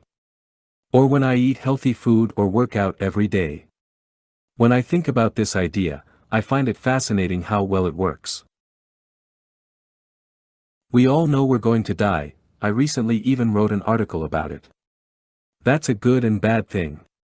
Good because it gives us urgency. Bad because we lose sight of the big picture. How do you live? Like a mortal or immortal person? Whatever it is, I hope you're satisfied with your life. Because at the end of the day, that's what matters most. The power of compounding, you can achieve anything, if you stop trying to do everything. Do you have a long list of goals, desires, and wants for your life? Do you want to learn more? Earn more? Improve your skills? Get the most out of your relationships? Live better? All those things are good. Life is about moving forward and making consistent progress. However, there's one important thing about all this working, hustling, striving, and achieving more: you can't do everything at the same time. That's common sense, right? You only have so much time and energy. So if you take on too many things, you end up spread too thin. Instead, it's much more effective to focus your effort on one thing. Success adds up. Real success happens when we focus on one thing at a time. The first time I discovered that idea was in high school. When I was preparing for my final exams, I decided to study only one subject at a time. And I only moved on to the next when I fully grasped the material. I noticed that I could learn something way faster if I immersed myself in it for a few days. Most of my peers studied multiple subjects a day. I never liked that approach because it's too scattered. If I'm working on a project at work, I don't pick up another big project. If I'm working on a new course for my blog, I don't start writing a book at the same time. That strategy helps me to get things done quicker and better. Hence, I achieve much more when I give my attention to one thing.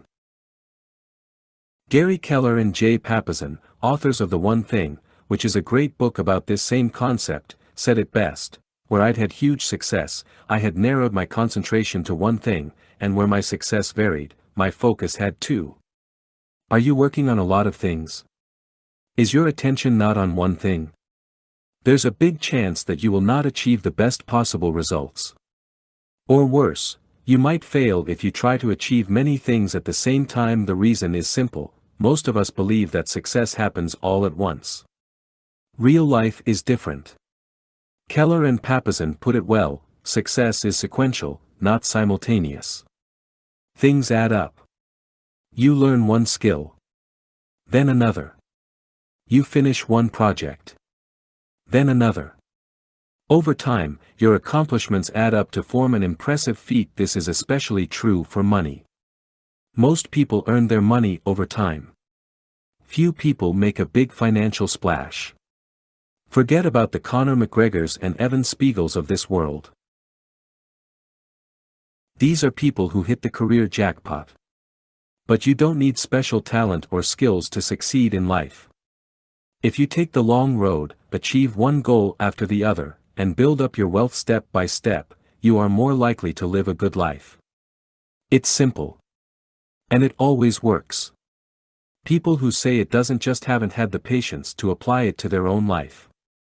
One of my mentors owns a few dozen properties, worth millions. He acquired his wealth over time.